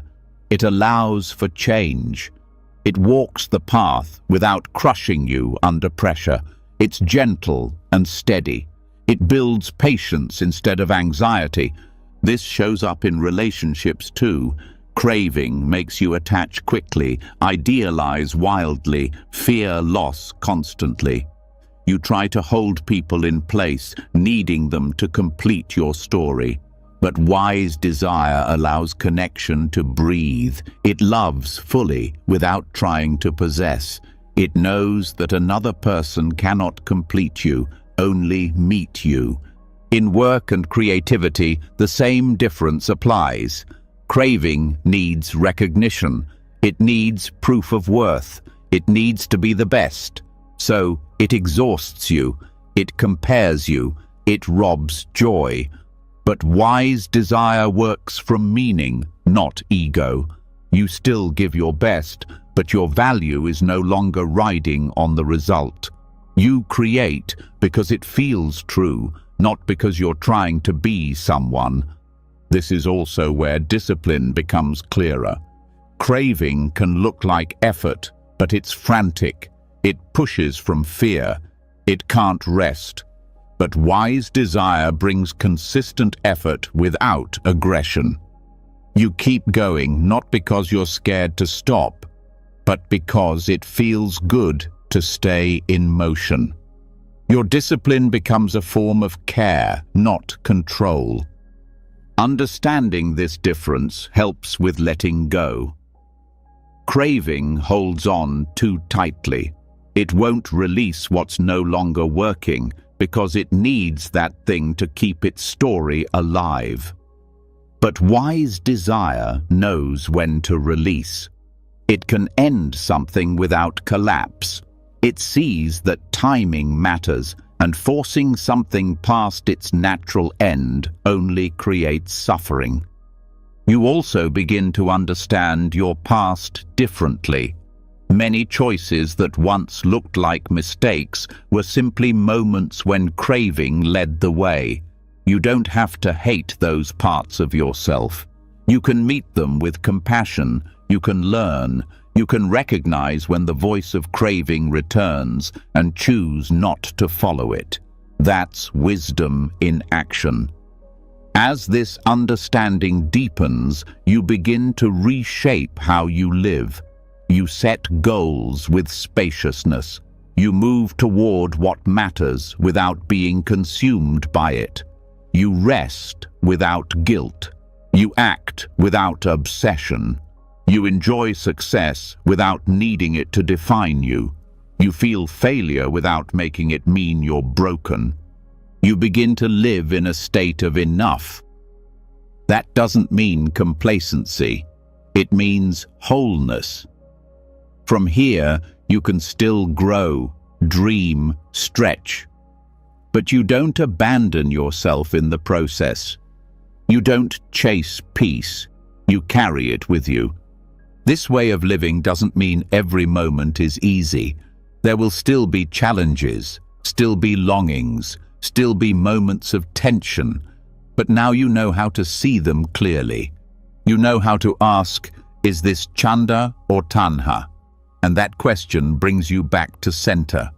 You start to make peace with desire itself. You stop treating it as the enemy. You stop swinging between suppression and indulgence. You learn to walk with it wisely, to feel its energy and know when it is pointing toward truth and when it is pulling you away. You trust that wise desire doesn't shout. It doesn't rush. It speaks quietly, often through the body, often through stillness. It doesn't offer guarantees, but it offers alignment. And that is worth more than any fleeting reward. Let this understanding stay with you. Let it shape your choices, not through fear, but through care. Let it teach you that you don't need to chase what you already carry. Let it remind you that you are not the hunger. You are the space that sees it clearly. From that space, all things become possible. Without force, without grasping. Just one step, steady and true. When the difference between craving and wise desire becomes clear, you begin to feel the shift in your everyday choices. You're no longer pulled by every shiny possibility. You begin to trust the motivations that come from a place of quiet steadiness. But even with this clarity, the old habit of control still lingers. You might no longer chase goals out of desperation, but a more subtle tension can remain. A desire for things to turn out the way you planned. This fixation on outcome is often disguised. It hides in good intentions. It wears the mask of responsibility, preparation, even love, but its energy is rigid, anxious and unforgiving, and unless you see it, it continues to shape your actions. This is where mindfulness becomes essential, not just mindfulness of breath or body, but mindfulness of outcome fixation. The ability to notice in real time when your mind shifts from presence to pressure, when your attention leaves the process and moves into grasping for results. This habit is rarely loud.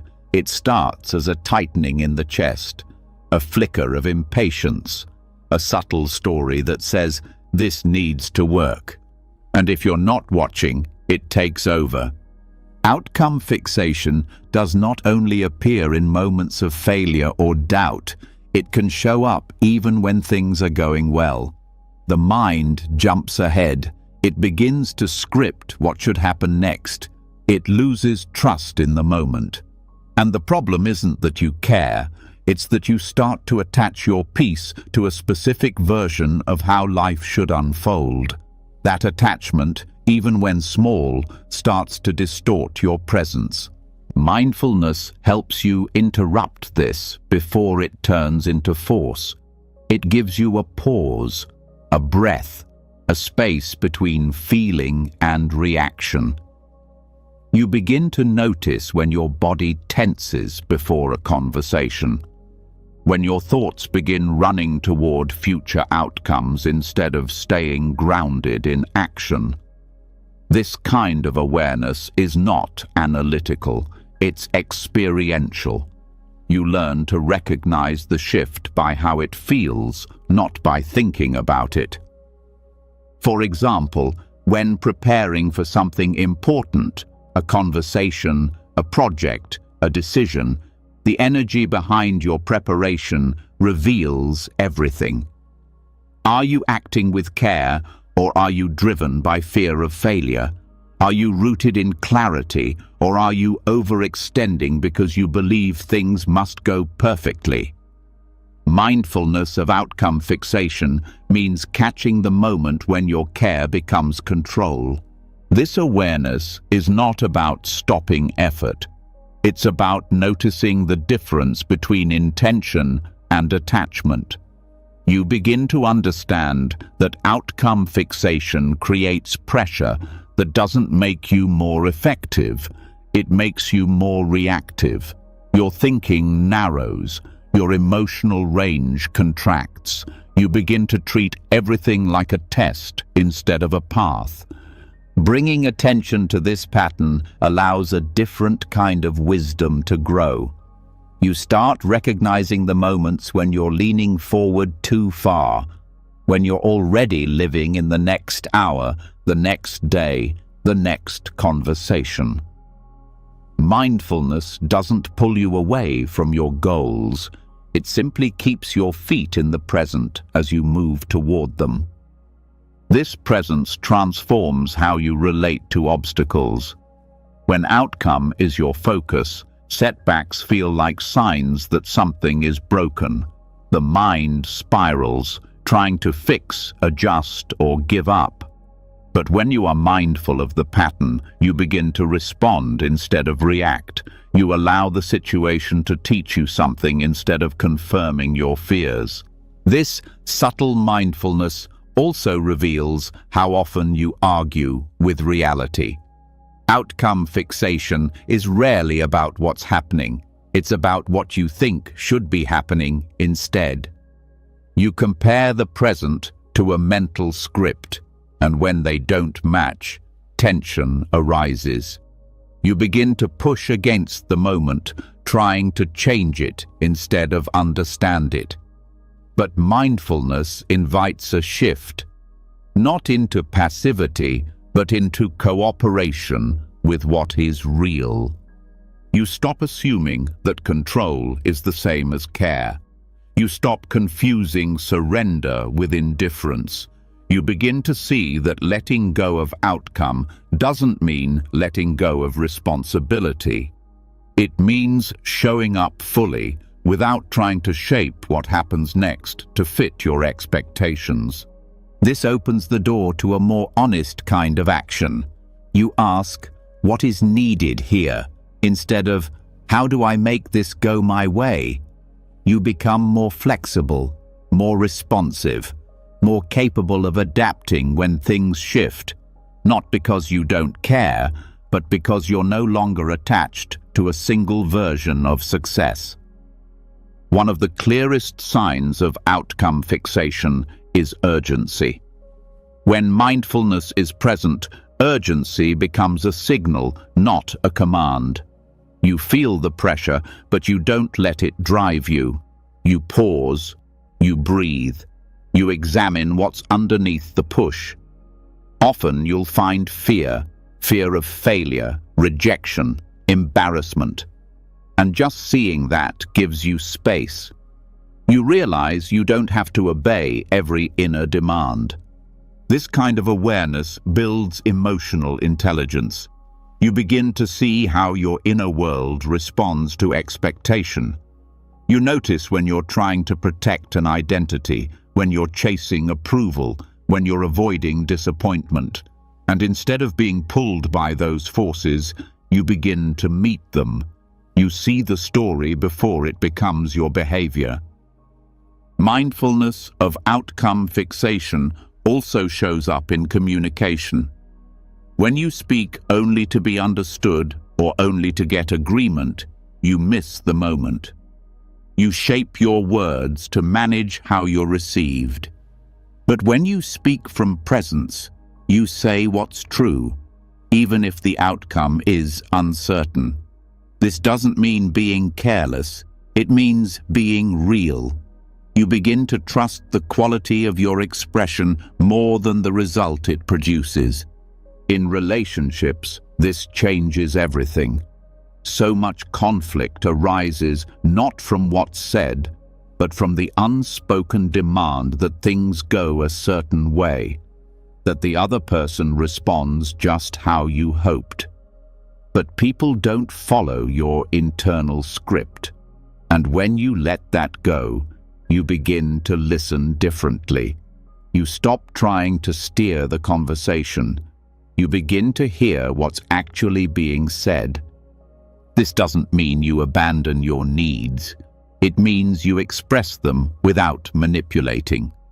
You stop speaking in ways that are designed to avoid discomfort. You start being honest, even when the outcome is uncertain. And that honesty builds deeper trust, both with yourself and with others. Mindfulness of outcome fixation also frees you from perfectionism. The belief that everything must unfold without flaw is a form of control. It paralyzes action. It shrinks your creativity. But when you see that the desire for perfection is rooted in fear, you can begin to act anyway. You let your work be good enough. You let your growth be messy. You give yourself room to learn. This kind of space allows you to take risks. You begin to move not because success is guaranteed, but because the action feels true. You detach from the fantasy that every step must be justified by a specific result. You begin to understand that some actions are right even if they don't lead where you thought they would. Over time, this becomes a habit, a new pattern. You move with intention, but without clutching. You care deeply, but you don't collapse when life unfolds differently. You hold your goals lightly. You trust your effort without demanding certainty. This trust grows with practice. It's built by returning to the present again and again, noticing when your mind rushes into the future, gently pulling it back, noticing the urge to control, choosing presence instead. This is not something you perfect, it's something you live, moment by moment. You begin to feel the difference in your body. The tension of forcing softens, the tightness around your expectations releases, your breath deepens. You're no longer bracing for impact. You're available to life, not just the life you wanted, but the life that's actually happening. Let this awareness continue. Let it grow into your smallest decisions and your biggest questions. Let it shape your way of listening, of speaking, of planning. Let it guide you not into passivity, but into a deeper kind of clarity, one that does not depend on control to feel safe. Because true freedom isn't found in things turning out the way you want. It's found in knowing that you can meet life fully, even when they don't. And that begins with the simple, powerful act of noticing, before the next step is taken. Even as mindfulness sharpens your awareness of control and the fixation on outcomes loosens its grip, something deeper remains underneath. It is the most persistent force behind urgency, perfectionism, and resistance to change. It hides in the background of nearly every grasping impulse. At the heart of control lies fear, not only of failure or disappointment or judgment, but of something final. The fear that time is slipping, that loss is unavoidable, that life will end. And this truth, often avoided or softened by distraction, is precisely what needs to be faced. Not with panic, but with clarity. This is where Maranasati begins, mindfulness of death. Contemplating death is not morbid. In Buddhist practice, it is an act of awakening. It cuts through illusion and places the present moment in full perspective. It shows what truly matters, It puts the idea of control into its proper context, not to frighten, but to liberate. Because the more clearly you see the certainty of death, the less interest you have in wasting life on things you cannot truly hold. This reflection begins not with philosophy, but with direct acknowledgement. You will die. This body, no matter how cared for, will not last. This name, this role, this story, they will pass. Everyone you love will also go. Everything you have will change hands or dissolve, and nothing you build will remain untouched by impermanence. When this is forgotten, urgency grows. You cling tighter. You rush to achieve, to fix, to secure. But when this is seen directly, a strange calm begins to rise, because in the face of death, control is revealed for what it is, a false protection, a shield made of ideas. You can't control when you die. You can't guarantee the safety of those you love. You can't stop time. No amount of planning or perfection will hold life in place. And when this becomes real, a different kind of surrender begins. Not despair, not numbness, but a deep, grounded letting go. The Buddha taught Maranasati not to cause fear, but to remove fear, because fear thrives in the unspoken. When death is denied, it grows in the shadows. But when death is seen clearly, it loses its hold. The contemplation becomes a mirror.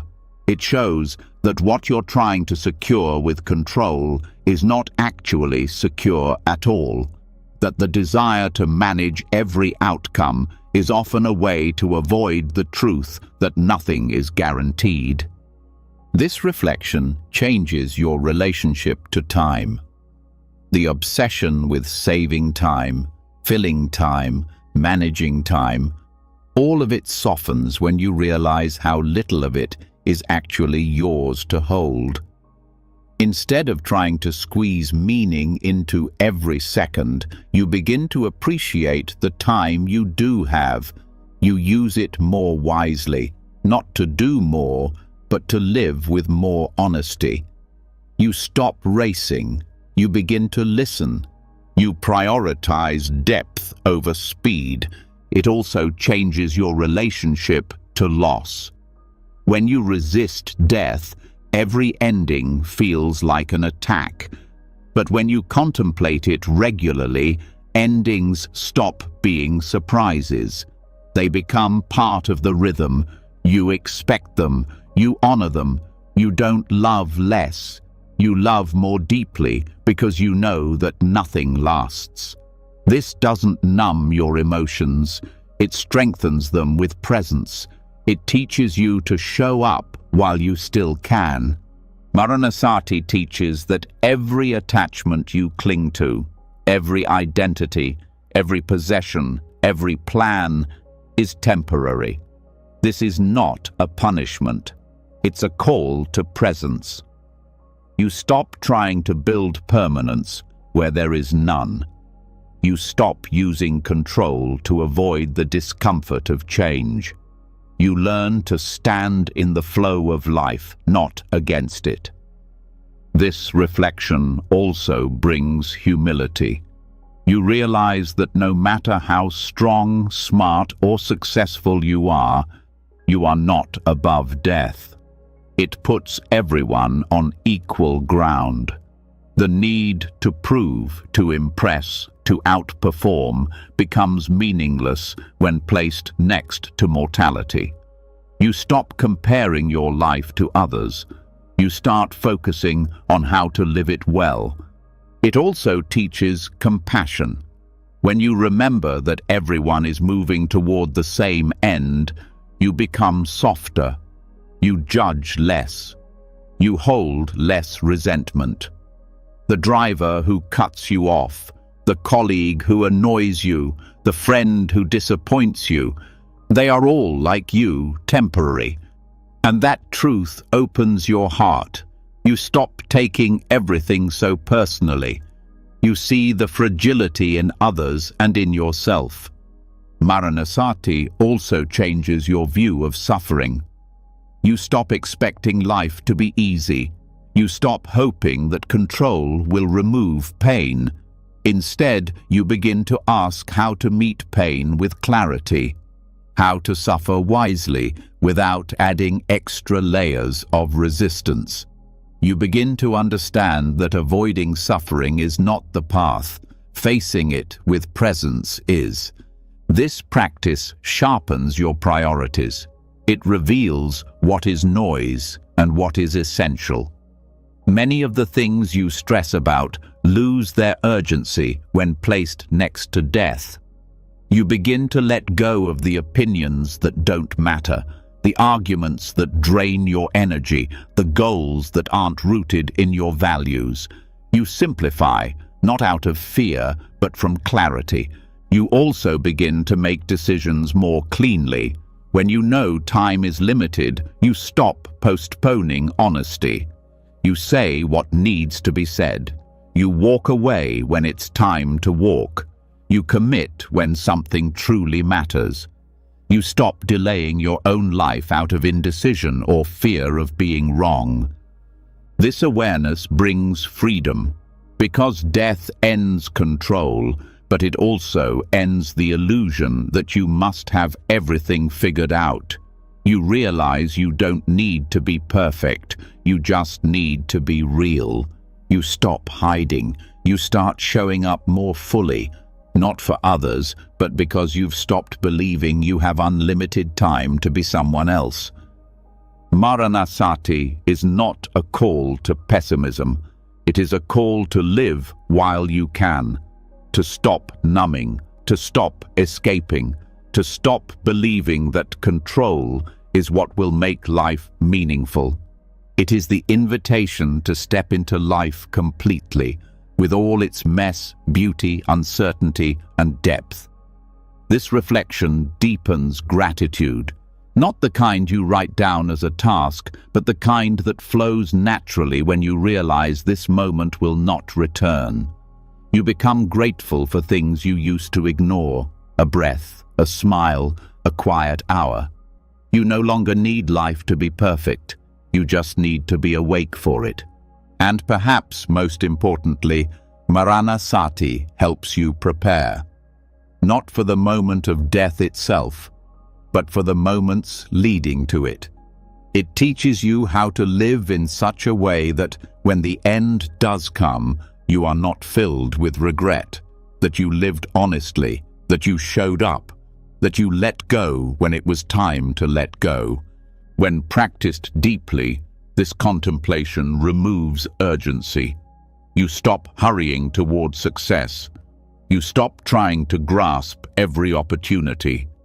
You trust that what matters will come. You become more patient, more kind, more willing to wait and watch life unfold without interference. You also become more courageous, because when death is no longer avoided, you become braver in your choices. You take risks that matter. You speak truths that liberate. You no longer wait for perfect timing, because you know the only time is now. This courage is quiet. It's not about dramatic acts. It's about integrity. It's about saying yes to what is real and saying no to what isn't. It's about holding yourself to a standard, not of success, but of sincerity. Let this reflection be close. Let it sit with you in silence. Let it guide your next decision, your next interaction, your next breath. Not with heaviness, but with depth. Not with fear, but with presence. Because in remembering that life ends, you remember how to live, not in control, not in rush, but in reverence, fully, truthfully, and awake.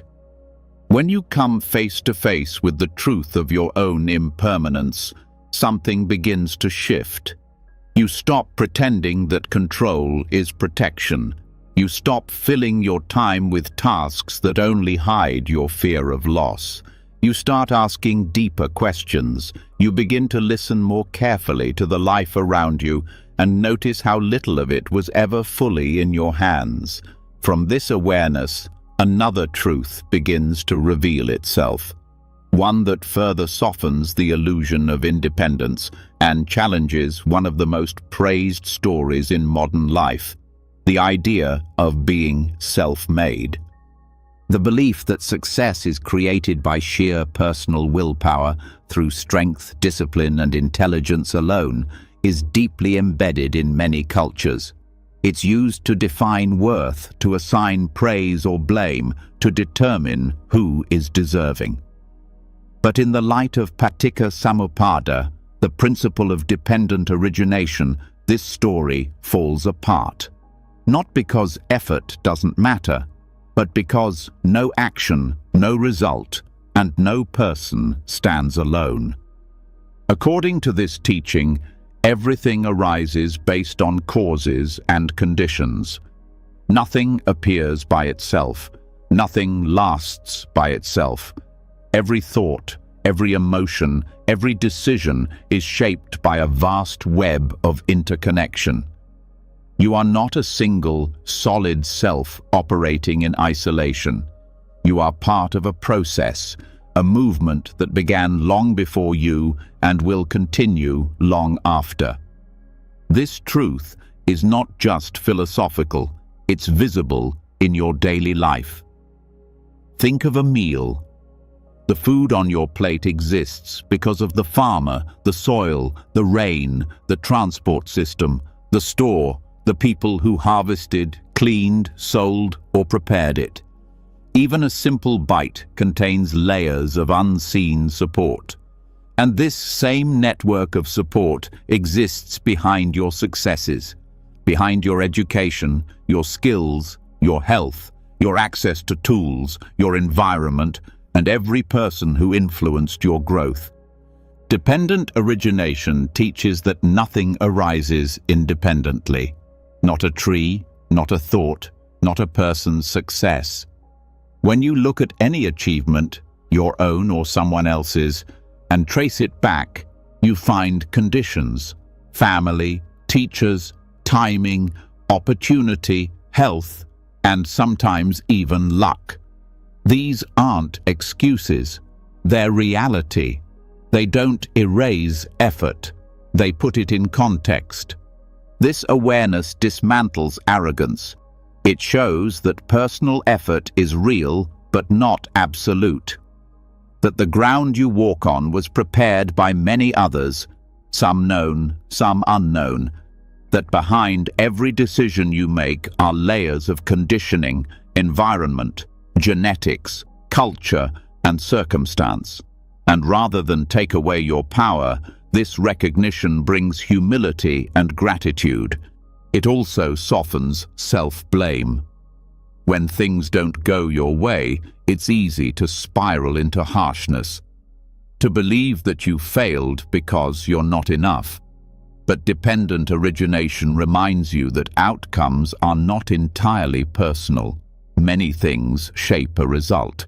Some you can influence, some you cannot. This doesn't free you from responsibility. It frees you from unrealistic expectations. This truth also changes how you relate to others. If you believe in the myth of being self-made, it's easy to look down on people who struggle, to assume they simply didn't try hard enough. But when you understand interdependence, you see that struggles often reflect missing conditions: safety, support, stability, opportunity. You stop seeing success and failure as moral judgments. You start seeing the full picture. This view encourages generosity. Because you realize how much you've received, you feel moved to pass it on, not from guilt, but from understanding. You don't just help others out of charity. You do it out of recognition that you are not separate. Their well-being is connected to yours. Their success helps create the conditions for a better world, one you also live in. This teaching also reshapes ambition. When you see yourself as part of a web, you stop trying to stand above it. You stop chasing individual glory at the expense of the whole. You begin to ask different questions, not just what can I build, but how can this effort benefit the system that holds me? Not just how far can I go, but what kind of world am I contributing to? In relationships, dependent origination invites deeper empathy. When someone reacts harshly or closes off, you pause. You consider what causes and conditions may have shaped their behavior. You don't excuse harm, but you stop assuming that everyone is acting from full freedom.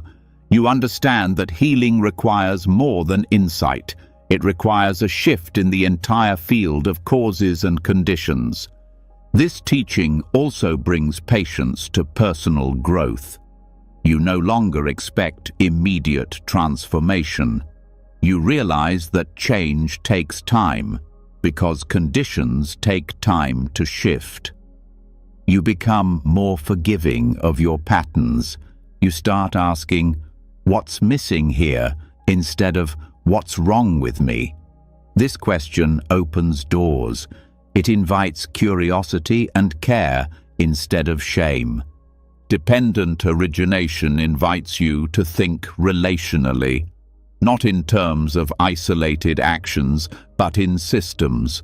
You begin to see how small changes ripple, how your choices affect the conditions around you, how your energy, words, and attention shape the field. You understand that your presence is never neutral. It either supports balance or feeds imbalance.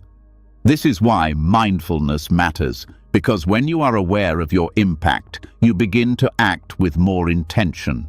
You choose not only what benefits you, but what supports the health of the whole. You see that peace, kindness, and clarity are not just personal goals. They are contributions to the wider field of life. This truth also helps dissolve jealousy.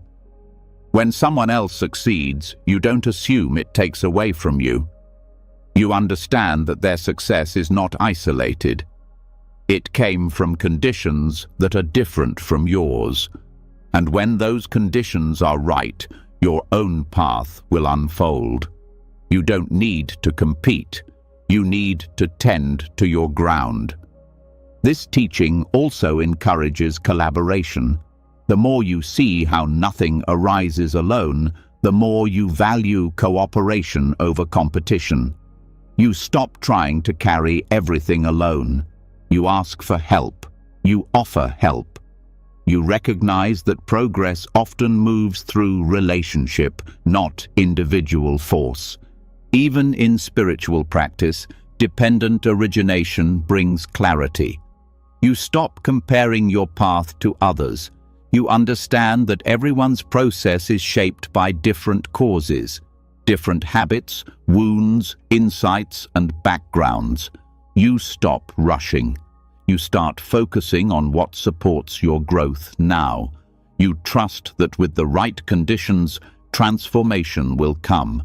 This also helps you let go of false pride. When others praise you, you accept it with grace, but you don't let it inflate your ego. You remember the people, the timing, the chances that helped you get here. You hold your success lightly, not because it doesn't matter, but because it's not only yours.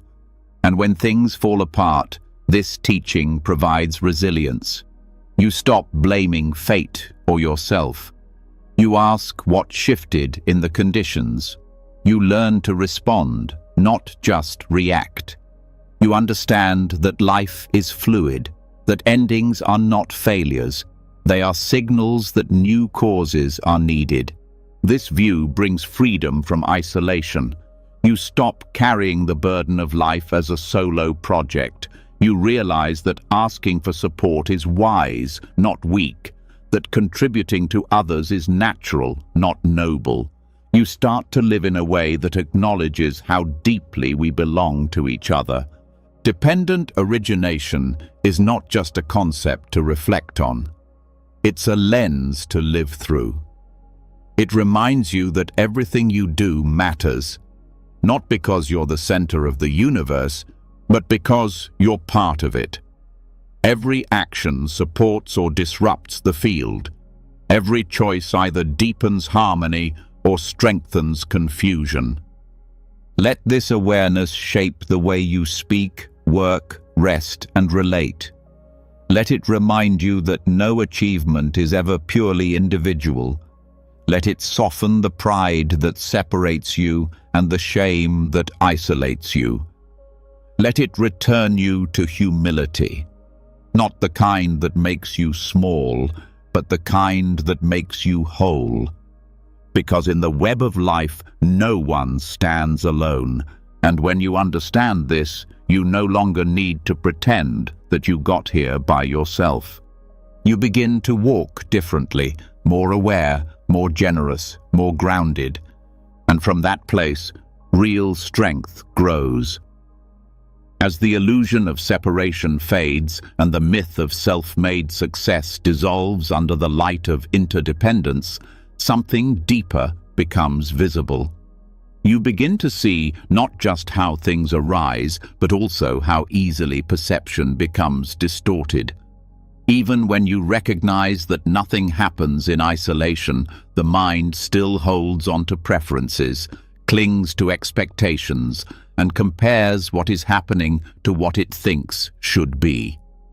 This subtle gap between what is real and what is wanted becomes a quiet source of tension, and it's here that the practice of right view becomes essential. Right view is the foundation of the Buddhist path. It's not about beliefs, it's about perception. It trains the mind to see clearly without the filter of craving or resistance, to stop twisting reality into a shape that feels more comfortable and to begin relating to it as it actually is. This shift is not passive. It doesn't mean accepting harm or giving up on change. It means working with what is true, not what is hoped for, imagined, or demanded. The mind is often trained to move toward what I want. Goals, relationships, experiences, even spiritual growth, they're all filtered through personal preference. But when that preference is mistaken for truth, clarity is lost. You begin to live in a world of stories, assumptions, and reactivity. You respond not to what is, but to what you wish was happening instead. And in doing so, you miss the life in front of you.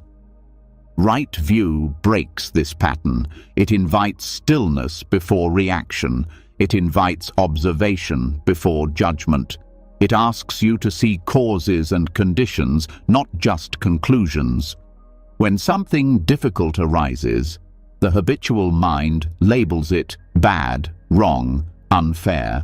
But right view asks, what made this arise? What's actually happening beneath the label? This doesn't mean you suppress your feelings. It means you explore them with precision. Anger, sadness, joy, fear, all of it becomes material for understanding. You stop identifying with the emotion. You start witnessing it. You stop saying, this shouldn't be happening, and start asking, what is this teaching me? Right view also helps you detect the mind's tricks. It shows how desire distorts reality. When you want something badly, the mind exaggerates its value. It ignores the costs. It creates stories to justify getting it. The same happens with aversion. When you fear something, the mind magnifies its threat.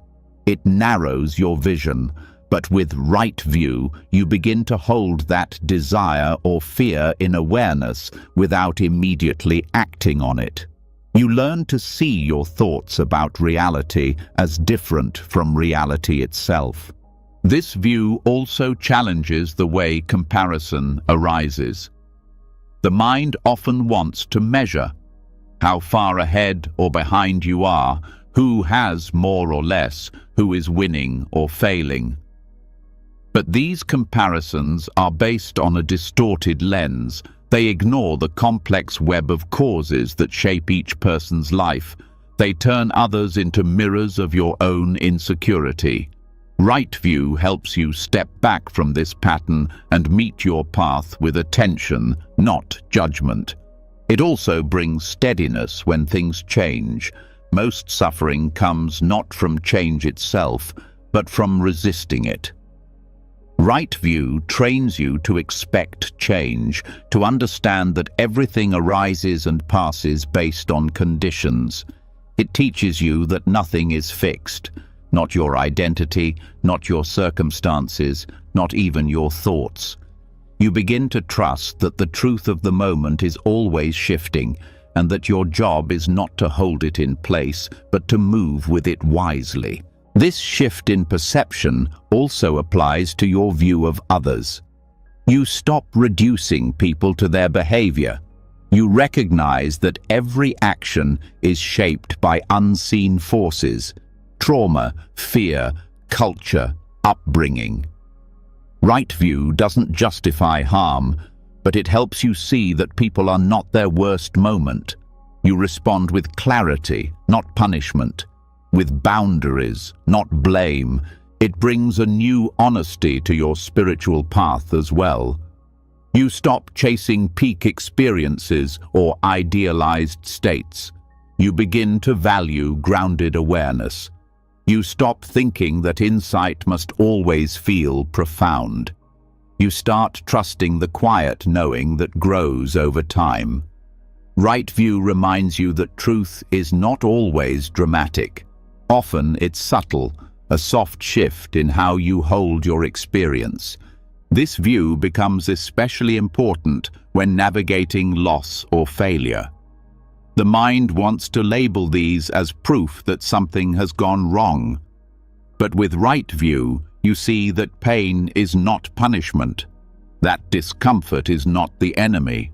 That failure is often the next condition in the path of growth. You learn to meet these moments without collapsing. You learn to respond without panic. Right view is not rigid. It adapts to context. It doesn't mean always being neutral or detached.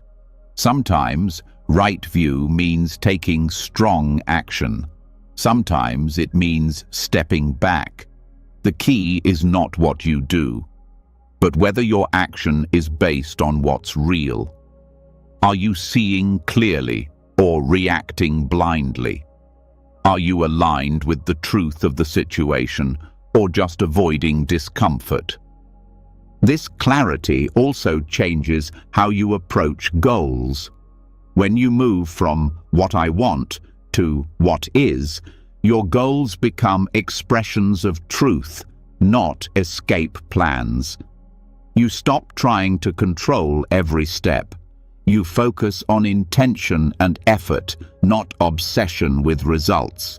You trust that your responsibility is to act with integrity, not to force the outcome. Right view also reveals how deeply craving influences perception. When the mind wants pleasure, it overlooks warning signs.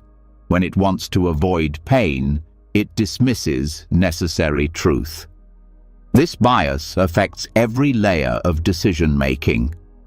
Right view shines light on these blind spots. It teaches you to ask, am I seeing clearly or just seeing what I want to see? This brings more integrity to your daily life. You stop making choices out of habit or fear. You begin to listen more carefully to your body, to others, to the moment. You trust your intuition more, not because it always gives you answers, but because it becomes rooted in clarity, not emotion. Over time, this practice transforms your inner landscape. You stop living in resistance. You stop needing things to always match your preferences. You begin to meet life with interest, not expectation. You stop trying to predict or manipulate the future. You start showing up for what's here. This doesn't mean becoming passive. Right view supports wise action, but it asks you to take action from reality, not fantasy. You plan, you prepare, you work, but without illusion. You know that conditions change, that nothing is guaranteed, and so your effort becomes clean, steady, flexible. In conversations, right view teaches you to hear what's really being said, not just what you assume or fear. You ask more questions. You pause before reacting. You listen without preparing your reply.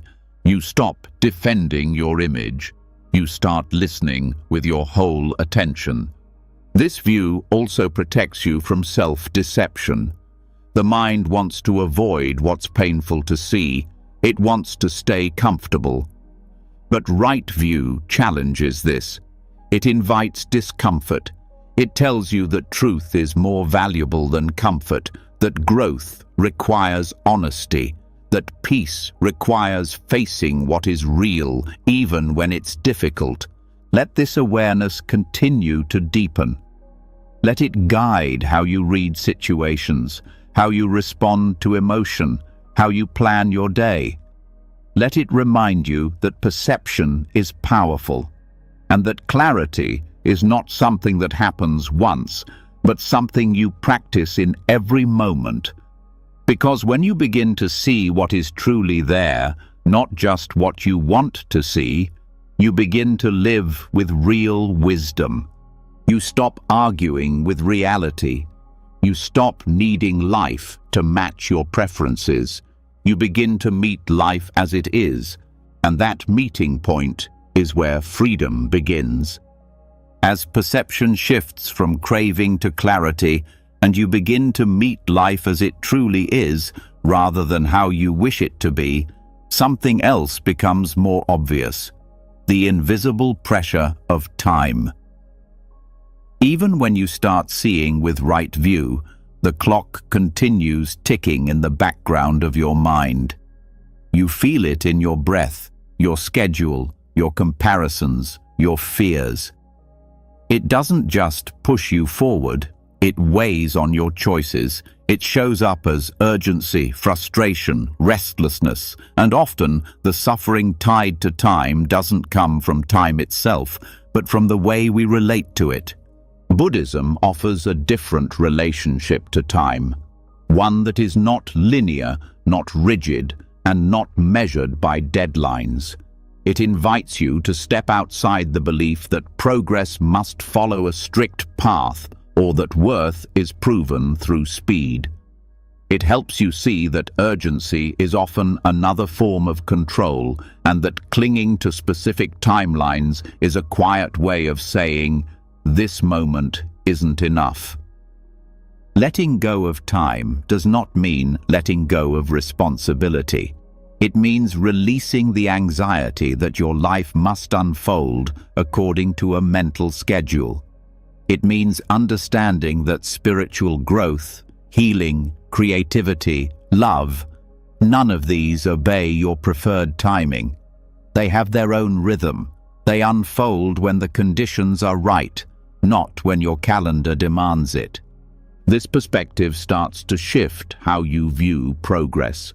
In a linear mindset, progress is always forward. More is better. Faster is stronger. But in Buddhist insight, progress is circular, spiral, even still at times. Some of the most meaningful changes happen when nothing seems to be happening. Silence, pause, waiting. These are not delays. They are part of the process. When you cling to time, you rush, You move faster than your wisdom. You make decisions based on impatience, not alignment. You force conversations before they're ready. You push yourself toward goals that no longer serve you. This creates exhaustion, not from doing too much, but from constantly resisting the present. Letting go of time means dropping the inner stopwatch. It means no longer measuring your growth, your healing, your rest, your relationships against an imagined clock. It means trusting that things are always moving, even when you can't see the movement. That your pace is not wrong. That slowness is not failure. This view helps release the pressure of late blooming, the belief that by a certain age you should have achieved, become, proven something. That narrative is not rooted in truth. It is a cultural story, one that often ignores your actual life experience. Letting go of time means letting yourself bloom when the conditions are finally right, not when the world tells you to. It also frees you from comparing timelines with others. Every person's path is shaped by different causes and conditions. No two lives are meant to unfold the same way. The idea that someone is ahead or behind is an illusion. You begin to understand that being where you are is not a problem. It's your starting point, and it's enough. This shift allows you to make peace with delay. Waiting is no longer an obstacle. It becomes part of the unfolding. You begin to listen more carefully during pauses. You stop trying to fill every moment. You learn to rest in the in-between, to trust that sometimes nothing happening on the outside means deep integration is happening within, even in daily tasks. Letting go of time changes the energy behind what you do. You start cooking, writing, working, relating, not to check things off a list, but to engage fully. Time slows, not because the clock stops, but because your attention deepens. You experience more of life in each moment. This practice softens your fear of aging. The idea that life diminishes with time begins to dissolve. You stop rushing to stay young, relevant, or impressive. You begin to value presence over appearance, depth over speed. You realize that wisdom doesn't follow a linear path, that some things can only be understood with time, and that the process itself is the teacher. It also helps you face uncertainty. When you're no longer trying to control how quickly things resolve, you become more stable in the unknown. You stop demanding answers before they're ready. You stop assuming that discomfort means something is wrong. You learn to stay with the questions longer, to allow clarity to arrive on its own. This view transforms how you relate to goals. Instead of racing toward a result, you begin to move from purpose. You act because it aligns with your truth, not because you're running out of time. You're no longer chasing milestones. You're cultivating presence. And that presence often leads to more meaningful results. Not because you forced them, but because you stopped rushing them. Letting go of time also restores joy. When you're no longer focused on how much time you have left or how far you have to go, you begin to enjoy where you are. You notice the small moments, the sound of leaves, the way your breath feels, the light through a window. These moments don't look like progress, but they are what a full life is made of. In relationships, this softens expectations. You stop needing people to grow or change on your schedule. You begin to accept others where they are. You stop pushing connection before it's ready. You let people take their own path, just as you take yours. This doesn't mean you wait forever. It means you stop forcing. You learn the timing of trust. This view also changes your inner dialogue. You speak to yourself with more patience. You stop saying, "I should be further along." You begin to ask, "What is this moment asking of me?" You stop measuring your worth by speed or achievement. You begin to honor your own rhythm, and that respect becomes the ground for growth. Letting go of time helps you accept impermanence with more ease. You stop fighting the fact that all things end. Instead, you allow endings to shape your presence. You begin to cherish more and cling less. You stop delaying love. You stop waiting to start. You understand that the time is now, not because it's urgent, but because it's real. This does not mean you live without structure. It means you hold structure with flexibility. You still make plans. You still keep commitments. But you don't let schedules define your worth. You don't let time pressure override your awareness. You allow the flow of life to inform your timing, not just your to-do list. In spiritual practice, this brings depth. You stop expecting instant transformation. You stop rushing to feel better. You begin to settle into longer processes. You understand that insight ripens in layers, that some teachings must be lived before they're understood, that growth is not always felt, but it's always moving. Let this awareness settle into your breath. Let it loosen the grip of urgency. Let it shift the way you plan, the way you wait, the way you respond. Let it teach you that freedom does not come from perfect timing, but from releasing your demands on time itself. Because peace is not hidden in the future, it's here, underneath the rush, quiet, steady, waiting to be seen.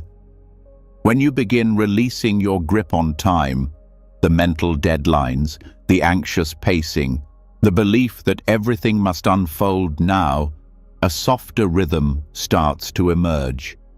One that doesn't rush or delay, but flows in alignment with what the moment truly needs. In that space, urgency no longer drives your behavior, but something subtler still remains, the ego's wish to shape, to fix, to control. Even without a clock pushing you, there may still be a voice inside that says, "I must make this happen." This voice can be relentless, and often it hides beneath the surface of good intentions. To meet it fully, what's needed is not more willpower, but compassion. Compassion, or karuna, is not sentimental. It's not about rescuing, pleasing, or becoming passive. It's a direct, heartfelt response to suffering, your own and others. And its power lies in how it dissolves the tightness of ego. Ego wants to control outcomes to protect its sense of importance. Compassion doesn't need to control anything. It sees pain and chooses to stay open anyway. It doesn't panic when things go wrong. It doesn't withdraw when discomfort arises. It simply remains present and engaged. When you meet yourself with compassion, the need to force your way through life starts to fade. You no longer try to bully yourself into growth. You stop defining your worth by your productivity or success. You understand that you're human, imperfect, changing, learning. And this kindness toward your own imperfection makes room for transformation without pressure. The ego, at its root, fears being powerless. It fears failure, rejection, and loss. So it reacts by trying to dominate. It creates rigid goals, expectations, identities. It builds strategies for being right, being seen, being in control. But compassion allows you to turn toward these fears without judgment. It allows you to say, "This hurts, this is hard, but I don't need to fix or prove anything right now. I can simply be here. This internal shift makes your outer actions less reactive. You begin to act from care, not from defense. You speak with understanding, not just with the goal of being understood. You choose what's helpful, not what's most impressive. And because you're no longer obsessed with control, you become more effective. You listen more deeply. You respond more wisely. You give others space to be human too. Compassion also helps dissolve the habit of perfectionism. When ego leads, there's a constant pressure to get things exactly right. Every mistake becomes a threat to your image. But compassion sees mistakes as part of the learning process. It doesn't excuse harm, it simply recognizes that growth involves stumbling. This recognition doesn't make you careless, it makes you more patient and courageous. In relationships, compassion softens the impulse to control how others see you. It allows you to be honest without managing their response.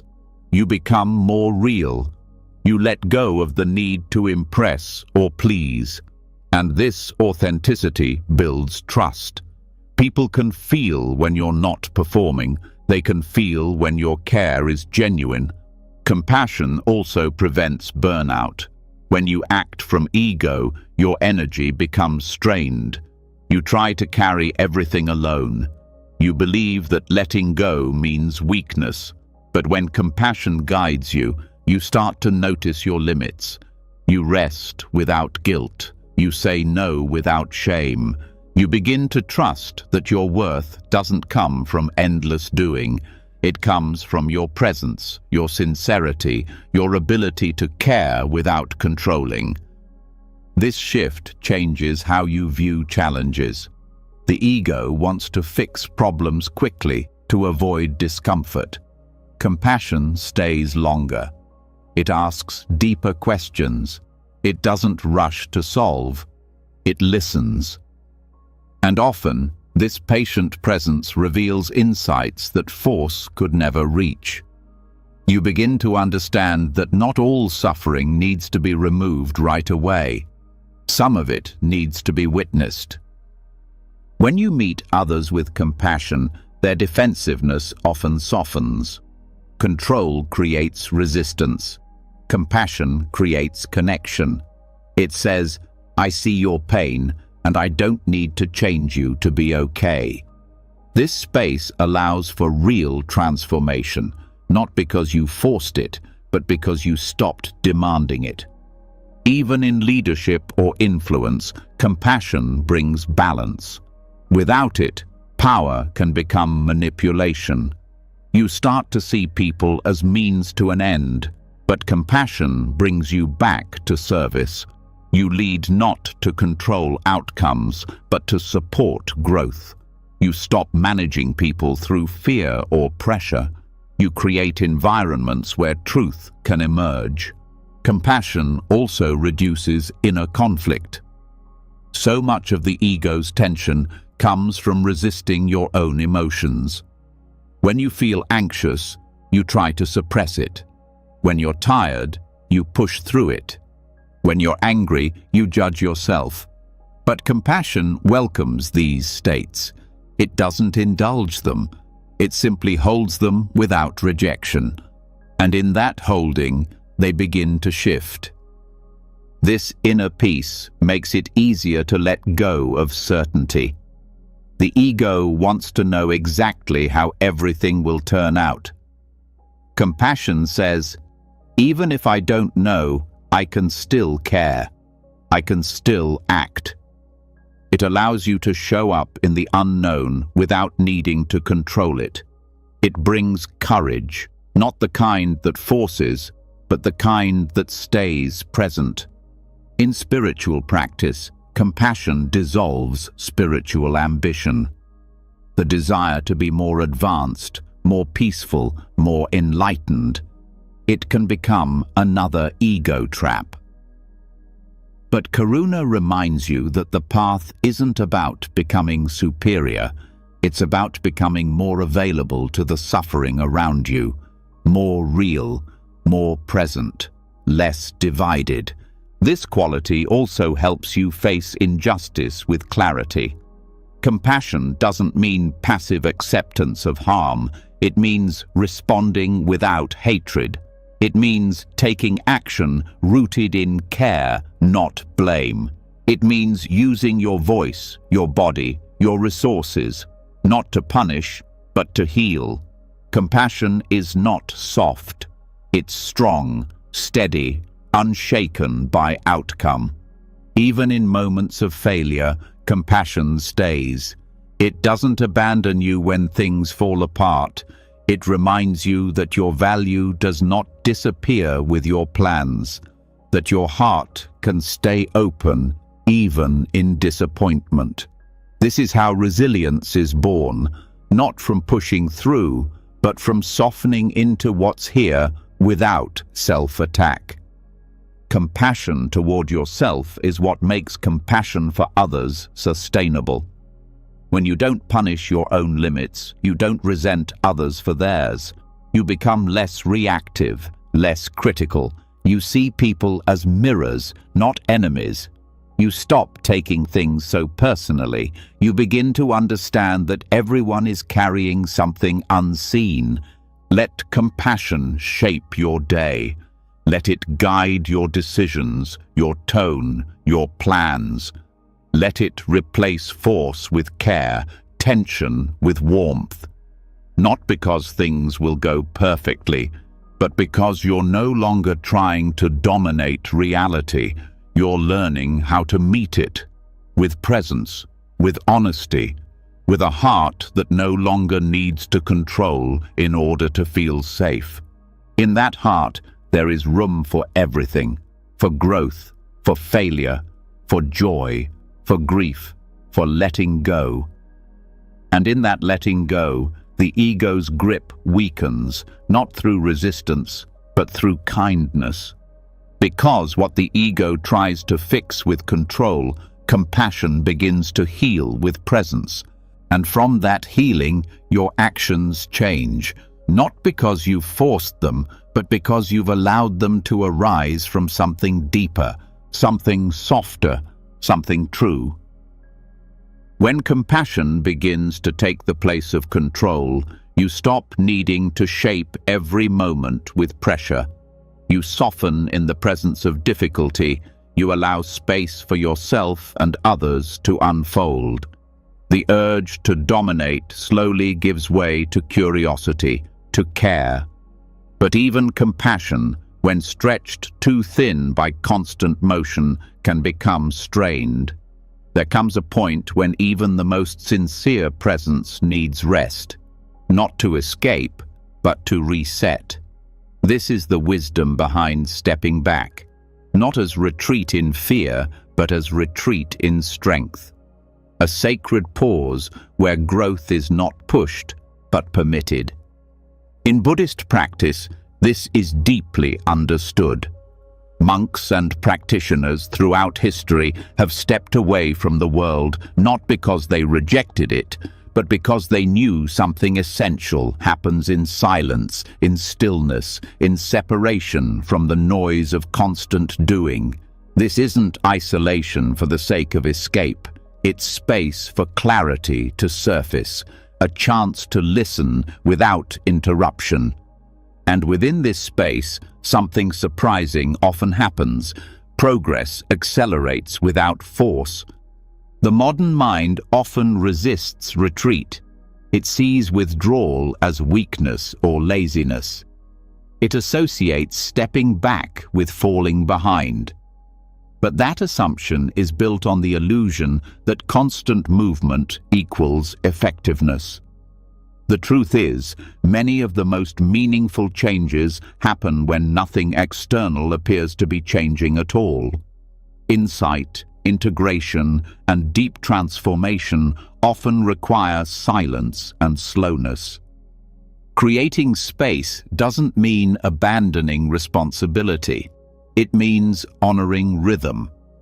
Every system, biological, emotional, mental, needs rest to recover, to process, to reorganize. When you pause, you give your nervous system permission to reset. You allow your thoughts to settle like silt in still water, and when the water clears, you can finally see the truth beneath. In retreat, the pressure to perform falls away. You no longer need to meet the demands of others. You don't need to explain yourself, compete, or impress.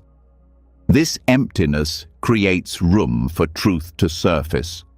Not the kind shaped by expectation, but the kind that's always been waiting under the noise. You stop hearing just the loudest parts of yourself and start hearing the parts you've ignored. Pulling back also reveals patterns. When you step out of the cycle of constant doing, you begin to see what drives your action. You notice the automatic responses, the subtle compulsions, the hidden motivations that shape your behavior. In daily life, these patterns are easy to miss because you're too close to them. But with distance, they become clearer, not for judgment, but for understanding.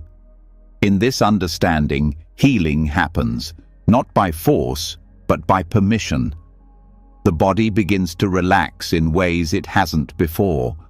The mind loosens its grip on control.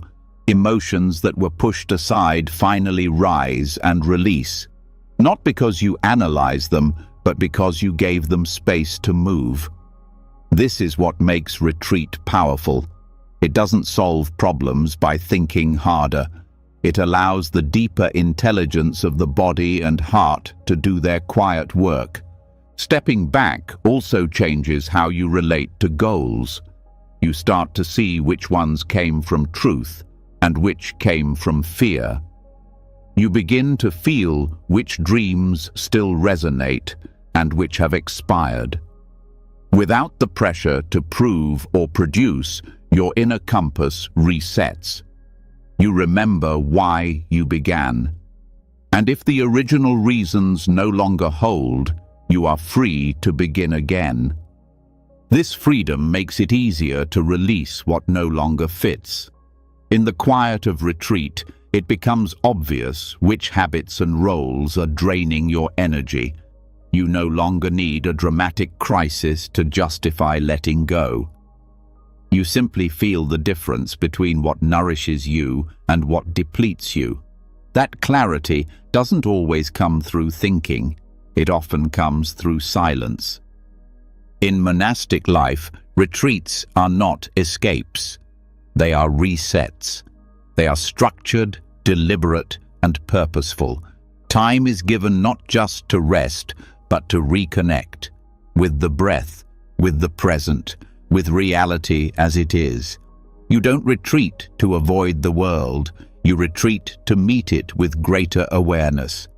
Even short periods of retreat, a few hours, a day, a weekend, can have profound effects. They allow the mind to drop below surface-level thinking. They restore balance. They make space for insight. They renew the body's energy. You don't need to disappear into the mountains to benefit. You need only to create conditions where quiet is allowed to take root. What unfolds in this quiet is not always comfortable. Retreats bring forward what you've avoided, but they also bring the strength to meet it. When you are no longer caught in constant reaction, you can respond with more clarity. When you are no longer pulled by urgency, you can move with deeper purpose. This practice also redefines productivity. You begin to see that being effective isn't about doing more. It's about doing what matters when it's time. And to know what matters, you must be quiet long enough to hear your own truth. Retreat gives you that opportunity. It reminds you that inner wisdom is not missing. It's just crowded out by noise. In this space, the ego's narrative starts to fade. The need to manage every detail, to control every outcome, begins to lose strength, because you've stepped away from the game where worth is earned by performance. And in that pause, you realize that your value isn't based on output.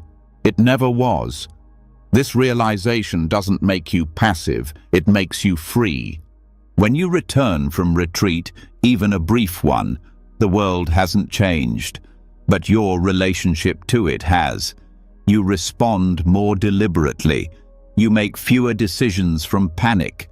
You say yes with clarity and no with kindness. You are less reactive, more centered, more whole, not because you added something new, but because you remembered what was already there. Retreat also teaches you to be alone without loneliness. You begin to feel the richness of your own company. You stop needing constant input or interaction. You learn how to listen inwardly. And from that listening, a new kind of strength arises. Not the strength to fight harder, but the strength to move with grace. In time, you realize that retreat is not separate from life. It is a way of life, a rhythm, a returning. You carry its lessons with you into daily interactions, into work, into love, into conflict. You stop filling every space. You begin to honor the value of stillness, even in motion. Let yourself create this space, even for a few minutes a day. Let yourself pause without guilt. Let the silence speak. Let the body rest. Let the heart unclench. Because from that place of quiet, outcomes unfold not by force, but by alignment. You don't need to push, you need to listen. And in listening, you begin to hear what your life has been trying to tell you all along. When you give yourself permission to step back, when you stop forcing action and allow space for quiet unfolding, something deeper becomes visible. Not just inside of you, but all around you. You start to see that the world keeps turning, even when you're not holding it up. That growth continues even when you rest. That wisdom arises when you stop trying to chase it. In the silence of retreat, there is a quiet truth. You are not doing life alone. You never were. This is the beginning of interbeing. Interbeing is a teaching most clearly expressed through the words and life of Thich Nhat Hanh. It is not just a philosophy. It is an invitation to see the world differently, to recognize that nothing exists by itself. Everything leans on everything else. Every breath, every movement, every event is part of a web of relationship. When this is seen, the pressure to control softens and trust begins to take its place. You are taught from an early age to be independent, to achieve alone, to carry your own weight. This can create strength, but it also creates isolation. It builds the illusion that you must figure out everything by yourself, that you must succeed through your own effort alone. But this belief hides the deeper truth, that life is a shared movement, that nothing arises in isolation, that even your breath is not yours alone. It comes from trees, from clouds, from oceans, from the sun. Interbeing points to this truth with quiet power. The food on your plate was grown by many hands. The ideas in your mind were shaped by books, teachers, and conversations. Your resilience was nourished by those who showed you kindness. Even your struggles were shaped by conditions beyond your control. Nothing stands alone. This understanding dissolves the myth of self-sufficiency. It doesn't make you weak, it makes you connected. It allows you to stop pretending that you must carry everything by yourself. It invites you to lean into the support that has always been there, not just from people, but from nature, from silence, from the structure of life itself. Trusting into being means accepting that life is not a personal project. It is a collective unfolding. You are part of something larger than your plans, larger than your identity. And when you begin to trust that, you stop needing to manipulate every detail. You stop believing that you're responsible for holding everything together. This trust does not make you passive. It makes you more available. You begin to act not from panic, but from participation. You stop trying to master the flow and start learning how to move with it. You stop seeing others as separate. You recognize that their pain is not different from yours, that their joy is part of your joy, that to care for yourself is to care for the whole. This also changes how you respond to setbacks. When you feel disconnected, unsupported, or lost, the ego says, "You failed, you're alone." But interbeing says, "You are part of something that includes this too. This moment is not the end. It is a thread in a much larger tapestry." And that shift in perspective brings steadiness. It also redefines how you see your contributions. The mind often says, "If I can't do something big, it's not enough." But interbeing teaches that every small act ripples. A kind word, a shared silence, a single breath of patience. These shape the field. You don't need to control the entire system. You only need to meet the moment well. Trust in interbeing also transforms ambition.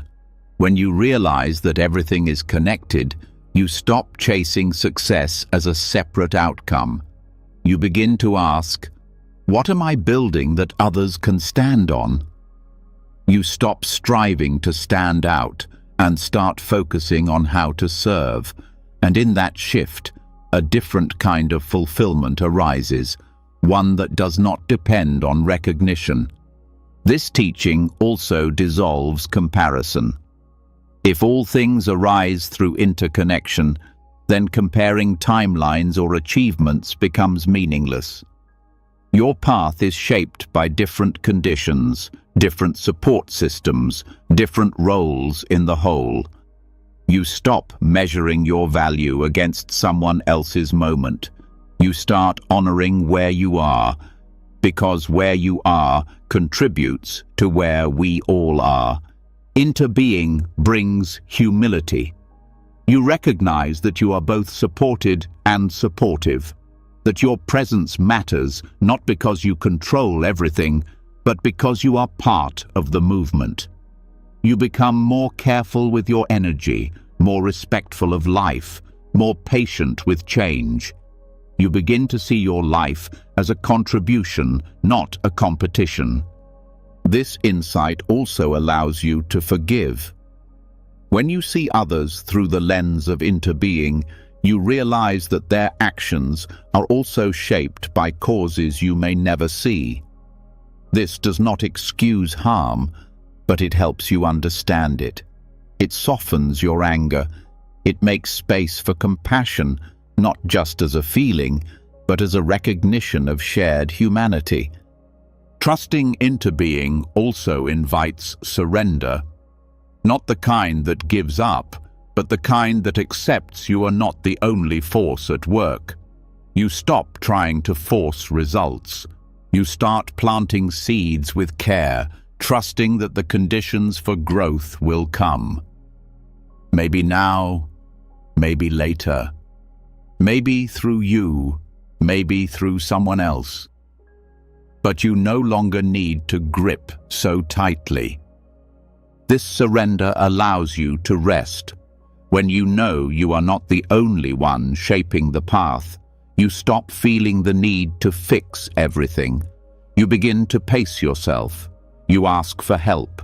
You delegate. You breathe.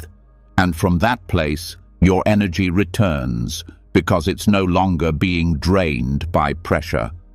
This trust also reveals the sacredness of ordinary moments. When you are not rushing toward the next result, you begin to see the beauty in what's already here. A sip of tea, the wind through leaves, the kindness in a stranger's eyes. These moments are not distractions, they are life. They are reminders that you are not outside of the world. You are woven into it. Even in grief, interbeing offers comfort. The people you love are never truly lost. Their influence lives in your gestures, your words, your presence. What they gave continues through you, and what you give will continue through others. In this way, no life is isolated. No love is ever wasted. Everything continues in new forms. Let this teaching sink into your daily rhythm. Let it shape how you speak, how you plan, how you rest. Let it soften the voice that says you must do it all alone. Let it remind you that you are held by the sky, the earth, the breath, the people who care for you, the moments that guide you forward. You don't need to be in charge of everything. You don't need to prove your worth by carrying the world. You are part of the world. And that belonging is more powerful than control. When you begin to trust the truth of interbeing, the pressure to control, to isolate, to do it all yourself starts to dissolve. You see how everything you are and everything you become is supported by a network so vast it cannot be measured. You stop pretending that your worth comes from standing apart. You start to feel the deep freedom of being part of something greater. But even within this web of connection, there still exists a force that keeps pulling. The mind's tendency to reach, grasp, accumulate, hold. The belief that having more, achieving more, or being more will finally make you enough. And this is where the path of renunciation becomes not a retreat from life, but a return to it. Renunciation, or nekkhamma, is often misunderstood. To many it sounds like loss, giving things up, turning away from joy, living in restriction. But in the Buddhist path, renunciation is not about punishment or deprivation. It is about letting go of what binds you so that you can live with more space, more clarity, more truth. It is not about less life. It is about more freedom within life. This kind of letting go is not forced. It is chosen. It doesn't come from fear or shame. It comes from seeing clearly. You begin to recognize the habits and desires that do not lead to peace. You feel their weight. You notice how certain patterns of grasping leave you more exhausted than fulfilled, and eventually the release becomes obvious. Not because someone tells you to give something up, but because you no longer want to carry what drains your spirit. Renunciation becomes empowerment when you see it not as rejection, but as alignment. You are no longer willing to trade your peace for short-term comfort. You are no longer available for the endless loop of craving and disappointment. You step away not because life is bad, but because you want to meet it with your whole self, unburdened, undistracted, awake. This form of release starts internally. It's not just about letting go of physical things. It's about releasing mental clutter, emotional loops, false narratives. Letting go of the need to be right, to be praised, to be seen a certain way. Letting go of roles that no longer fit. Letting go of the story that you need to prove your worth by constantly achieving. From the outside, it might look like sacrifice, but from within, it feels like a return. You begin to reclaim your energy. You begin to choose stillness over performance, depth over distraction, simplicity over noise. And in doing so, you start to feel more present. You stop being pulled in 10 directions at once. You begin to live in one piece. Renunciation also helps untangle you from compulsion. The ego thrives on automatic doing. It tells you to chase one goal after another. It tells you that rest is weakness, that silence is empty. But when you begin to release this cycle, you realize how much energy you've been wasting on what never brought peace. You begin to choose differently, not because you're resisting pleasure, but because you're no longer fooled by its temporary relief. This practice also sharpens discernment. You begin to ask deeper questions. What truly nourishes me? What leaves me feeling hollow? What supports my clarity? What pulls me into confusion? Renunciation becomes a form of wisdom. You start to say no, not as denial, but as devotion. You no longer chase what doesn't matter. Even in relationships, this path becomes clear. You stop clinging to people from fear of being alone. You stop holding on to connections that no longer reflect truth. You no longer need someone else to complete you or fix your pain. You release the grasping, and in that space, real love becomes possible. Love without dependency, without pressure, without control. Renunciation also creates room for joy. Not the joy that comes from stimulation, but the joy that rises quietly when your heart is no longer divided. You begin to delight in stillness. You feel beauty in simplicity. You stop needing constant input to feel alive. The mind becomes clearer, the body becomes lighter, the heart becomes softer. This freedom makes your practice more honest. You are no longer meditating to escape pain or to reach some ideal state. You're not performing spirituality. You're present. You begin to sit not to achieve peace, but to remember it. You renounce the need for progress. You return to the breath. You return to what is already here. This doesn't mean you walk away from the world. It means you meet it differently. You work, you serve, you love, but without being entangled. You stop needing things to go your way. You stop holding on to what is already passing. You stop forcing outcomes. And in that release, your actions become more powerful. Not because you're doing more, but because you're doing what is needed, nothing extra. Renunciation also protects your time. You begin to see how many hours are lost in unconscious habits, scrolling, consuming, comparing, distracting. Not because you're lazy, but because you're afraid to feel what's underneath. But when you begin to let go of avoidance, time expands. You start living deliberately. You start choosing your focus, and with that focus comes depth. This path is not about denying pleasure. It's about seeing which pleasures bring peace and which bring noise. It's about choosing the kind of happiness that doesn't fade when the moment ends. You stop running towards stimulation and start leaning into contentment. You begin to understand that less craving means more presence. Less reaching means more connection.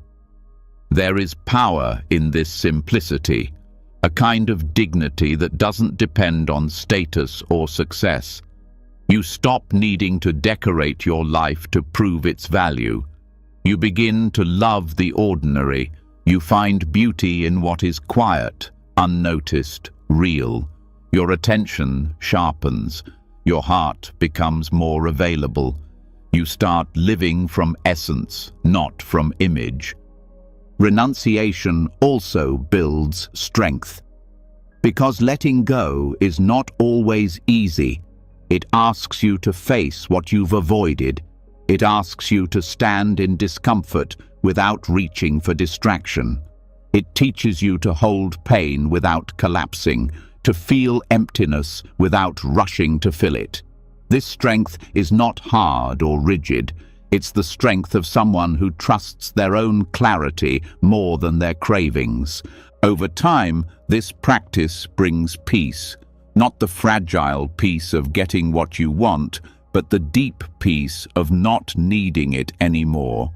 You are no longer tossed by every craving. You are no longer pushed by every urge. You live with fewer demands. And in that spaciousness, joy arises. A joy that doesn't depend on changing anything, because the heart itself has changed. This path is not distant or cold. It is full of life, full of presence. It asks not for less feeling, but for clearer feeling. Not for less connection, but for deeper connection. Not for less engagement, but for wiser engagement. You let go not to escape, but to return, to what matters, to what's real, to what you no longer want to live without. Let this way of letting go become your strength. Let it be the doorway back to yourself. Let it show you that you do not need to carry what hurts you, that you are allowed to rest, that you are allowed to choose peace, even if it means walking away from things others chase. Because you have begun to see some things are only heavy because they are no longer yours to hold. When you begin to let go, not from avoidance, but from clarity, something inside you softens. The space that renunciation creates is not empty. It's full of truth. You begin to see more clearly what you've been carrying and why. And often, in that stillness, something long buried comes to the surface. Pain, not just physical or emotional discomfort, but the raw, unfiltered kind of pain that has been hidden behind striving, control, and distraction. Letting go doesn't erase pain.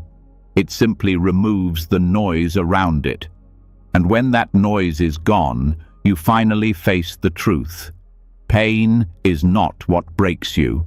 Resistance is. This is where the Buddha's teaching of the two arrows becomes essential. He described it in simple terms. The first arrow is the unavoidable pain of being human. Illness, loss, failure, aging, disappointment. It is part of life. No one escapes it. But the second arrow is the suffering we create around that pain. The mental story, the judgment, the fear, the resistance. The second arrow is not inevitable. It is optional, and it is often more painful than the first. When pain arises, the instinct is to resist, to push it away, to avoid it, deny it, fix it, or numb it. But resistance is a reaction, not a solution. The more you fight pain, the more tightly it holds on. The mind tries to escape it by blaming, comparing, or replaying the past. The body tenses, the breath shortens, and all of this adds a layer of suffering that wasn't there to begin with. Mindfulness invites a different response. Instead of reacting, it asks you to turn toward the pain with curiosity. Not to indulge it or dramatize it, but to meet it directly. To feel the first arrow, fully, honestly, without adding the second. This doesn't mean you enjoy pain. It means you stop amplifying it. You allow it to rise and fall without building a prison around it. This shift changes everything. You begin to notice when you're making things harder than they need to be. A difficult conversation becomes 10 times heavier when you rehearse it for days in your mind. A small mistake becomes a wound when you replay it with shame. The actual experience may have passed, but the second arrow keeps it alive. And often, the second arrow lasts longer than the first. Seeing this clearly gives you power, not to avoid pain, but to stop making it worse. You start catching yourself in the act of layering suffering on top of discomfort. You notice the should that follows disappointment, the self-criticism that follows sadness, the fear that follows uncertainty. And you begin to ask, is this the second arrow? The answer is often yes. And with that awareness, you can stop. You don't need to add judgment to grief. You don't need to add fear to fatigue. You don't need to add resistance to loss. The pain is already here. Adding more won't protect you. It will only close your heart. This teaching also applies to outcome clinging. When things don't go the way you hoped, the first arrow may be loss or disappointment, but the second arrow is the belief that it shouldn't have happened, that you failed, that life is unfair. These stories don't ease the pain, they deepen it. Clinging to a version of how things should be creates tension around how they are. When you begin to release those stories, pain becomes cleaner. It hurts, but it passes. You cry, but you don't collapse. You feel anger, but you don't lose your center. You are able to stay with what is, without spiraling into what could have been. This is not detachment, it is presence. Allowing pain without resistance also strengthens compassion. When you know what it's like to feel sadness without shame, fear without failure, you become more patient with others. You stop needing people to feel better just to ease your own discomfort. You allow space for them to have their process, just as you've learned to have yours. This also helps you navigate healing. Often, the hardest part of healing is not the original wound, but your judgment of it. You think, I should be over this by now. You feel shame for still hurting, but the second arrow never heals the first. Only kindness does. Only patience does. Only meeting the pain without a story lets it move through. This approach also shifts your response to fear.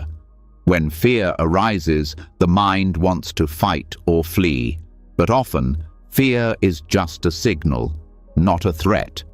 When you stop reacting to fear as a failure, you can listen to it. You can feel it without obeying it. You can meet it with steadiness, and slowly it loses its grip. In daily life, this awareness becomes practical. A delay, a misstep, an unexpected change, all of these are first arrows. But what you add afterward makes the difference. Do you tighten, blame, rush to fix? Or do you pause, breathe, notice, respond? The habit is to resist. The practice is to allow. This doesn't mean you stop taking action. It means you take action without panic. You move from clarity, not from reactivity. You don't waste energy on stories that keep you stuck. You face what is needed without turning every challenge into a crisis. Over time, this changes your relationship with discomfort. You stop fearing it. You stop needing life to be free of pain. You start trusting that you can meet what comes. Not because you enjoy suffering, but because you no longer fear the first arrow. You've learned that the second arrow is where most of the suffering lives. This trust also brings a sense of dignity. You don't need to collapse in the face of hardship. You don't need to hide your pain or exaggerate it. You meet it directly with presence. And in doing so, you discover that your strength does not come from avoiding difficulty, but from your ability to remain whole within it. Let this teaching settle into your awareness. Let it guide the way you meet your next hard moment. Let it remind you that pain is not the enemy, resistance is. That presence is stronger than panic. That clarity is more powerful than control, because the first arrow may be sharp, but the second is often your own hand. And the moment you stop driving it deeper, you begin to heal. As you stop firing the second arrow, something unexpected happens. The pain remains, but it becomes lighter. The moment still hurts, but it no longer defines you. You begin to see clearly how much suffering is created not by what happens, but by how you respond. This shift marks a new kind of intelligence, one that sees that not every difficulty is a problem to fix, and not every discomfort is a battle to win. From this understanding, the ground becomes fertile for another essential teaching: skillful means. Skillful means, or upaya, is the art of wisdom in context. It is the understanding that truth is not always about doing more. Sometimes it is about stepping back, softening, or doing nothing at all. In the Buddhist tradition, skillful means is not about following rigid rules. It is about meeting the moment with clarity and adapting to what it actually needs. It asks, what works here? What leads to less harm? What supports awareness, even if it doesn't look like success? This path often looks different from what the ego wants. The ego says, act now, fix it, prove something. But skillful means says, wait. Listen, let go. It does not confuse reactivity with wisdom. It understands that doing for the sake of doing can add confusion, not clarity. And it recognizes that restraint, when born from understanding, is not weakness, it's mastery. Letting go as a form of action may sound passive, but it is often the most engaged and conscious step you can take. It means choosing not to feed the fire, not to continue the argument, not to repeat the same pattern. It means having the strength to stop when your habit is to push forward. It means trusting that allowing space is sometimes what changes everything. This teaching is rooted in deep discernment. It is not about avoiding effort. It is about placing effort where it will serve. A skilled archer does not shoot at every target. A wise person does not speak in every silence. There is a kind of timing that cannot be calculated. It can only be sensed through presence. Skillful means is born from that presence. Letting go can be a form of action in many situations. When a conversation begins to escalate and you choose not to prove your point. When a relationship feels stuck and you stop trying to control how the other person changes. When life doesn't unfold on your timeline and you stop grasping at certainty. These moments are not resignation, they are precision. Skillful means requires humility. It asks you to let go of your plans when they no longer match reality. It asks you to admit when pushing harder is not helping. It teaches you to move with life, not against it. And this requires deep listening to yourself, to others, to the moment as it is. This way of responding does not mean avoiding difficulty. It means meeting difficulty in the most effective way. Sometimes that means pausing. Sometimes that means changing direction. Sometimes that means doing the uncomfortable thing, not because it feels right emotionally, but because it brings long-term clarity. Letting go as skillful means becomes especially powerful when dealing with emotional reactivity. When you feel anger, fear, or shame rise, the habitual mind wants to respond immediately, to speak, to act, to resolve. But wisdom often asks for stillness. Not because the feeling is wrong, but because it hasn't yet ripened into clarity. Skillful means says, let the emotion breathe before it becomes behavior. This pause creates space for insight. You begin to see that not every urge is wise, that not every reaction is needed, that the timing of your response matters as much as the content. And when you wait, when you step back, when you let go of the need to resolve everything quickly, the right next step often reveals itself, not from force, but from unfolding. In relationships, this becomes essential. You begin to realize that helping someone does not always mean giving advice, that support sometimes means silence, that loving someone may include letting them face discomfort without interference. Skillful means teaches that presence is not always active. Sometimes it is the act of simply being with. Letting go also means releasing the need for validation. The mind often wants to be seen, praised, understood. But acting from that need can cloud your choices. Skillful means says, act for the benefit of the moment, not for your image. Speak when it helps. Stay silent when it doesn't. Release the need to be the hero in your own story. This freedom allows you to navigate complexity with more ease.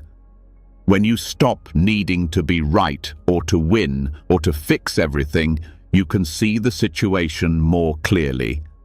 You can ask better questions. You can shift your role, your tone, your presence. And often, what once felt stuck begins to move, not because you forced it, but because you stopped clinging. Skillful means is not about doing nothing. It is about doing the right thing at the right time for the right reasons. And sometimes that means letting go of timing, of results, of certainty. It means trusting that the process has a rhythm, that life does not need your constant management to unfold wisely. This trust deepens with practice. You begin to notice where your effort is helpful and where it is compulsive.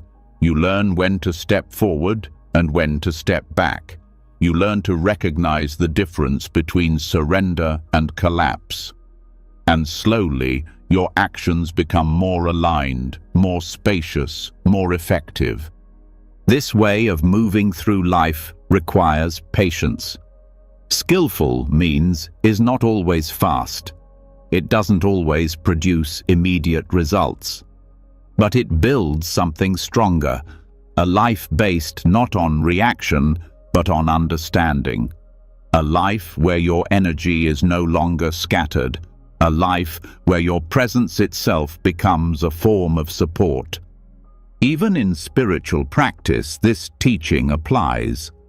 Not every session is about reaching a state. Sometimes the most skillful thing is to let go of striving and simply sit. To stop trying to achieve insight and just be with your breath. To stop fixing the self and start accepting the self. From that space, transformation happens. Not because you forced it, but because you finally allowed it.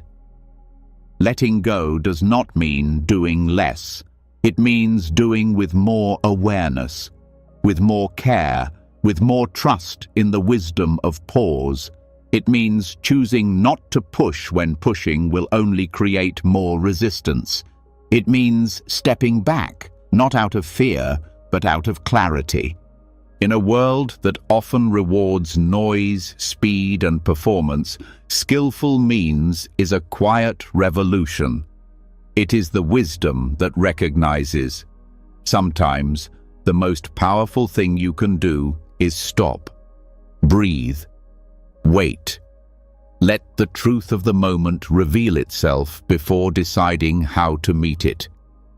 Let this wisdom guide you forward. Let it shape the way you speak, act, and rest. Let it remind you that mastery is not about control. It's about responsiveness, about knowing when your action adds clarity and when your silence does more. About trusting that sometimes the best way forward is not to force your way through, but to step aside and let what wants to happen, happen. You've walked through some of the deepest teachings in Buddhist wisdom, not to learn how to escape life, but how to live it without grasping, without forcing, without wearing yourself thin, trying to control what can't be held. You've seen how craving twists desire, how identity fuels tension, how silence heals more than words, and how letting go can sometimes be the most powerful move of all. You've learned to spot the second arrow, to release timelines, to rest in presence, and to trust the quiet intelligence of interbeing. You've felt how compassion dissolves the ego, how retreat creates transformation, and how renunciation isn't loss, it's freedom. This isn't about doing less, it's about doing from peace instead of panic, from clarity, not pressure, from wisdom, not fear. So as you drift into sleep, let the lessons settle deeper than thought. Let your breath soften. Let your hands unclench.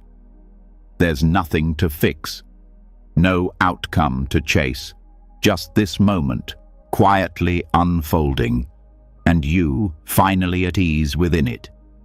If something in this journey touched you, a phrase, a shift, a breath, share it in the comments below.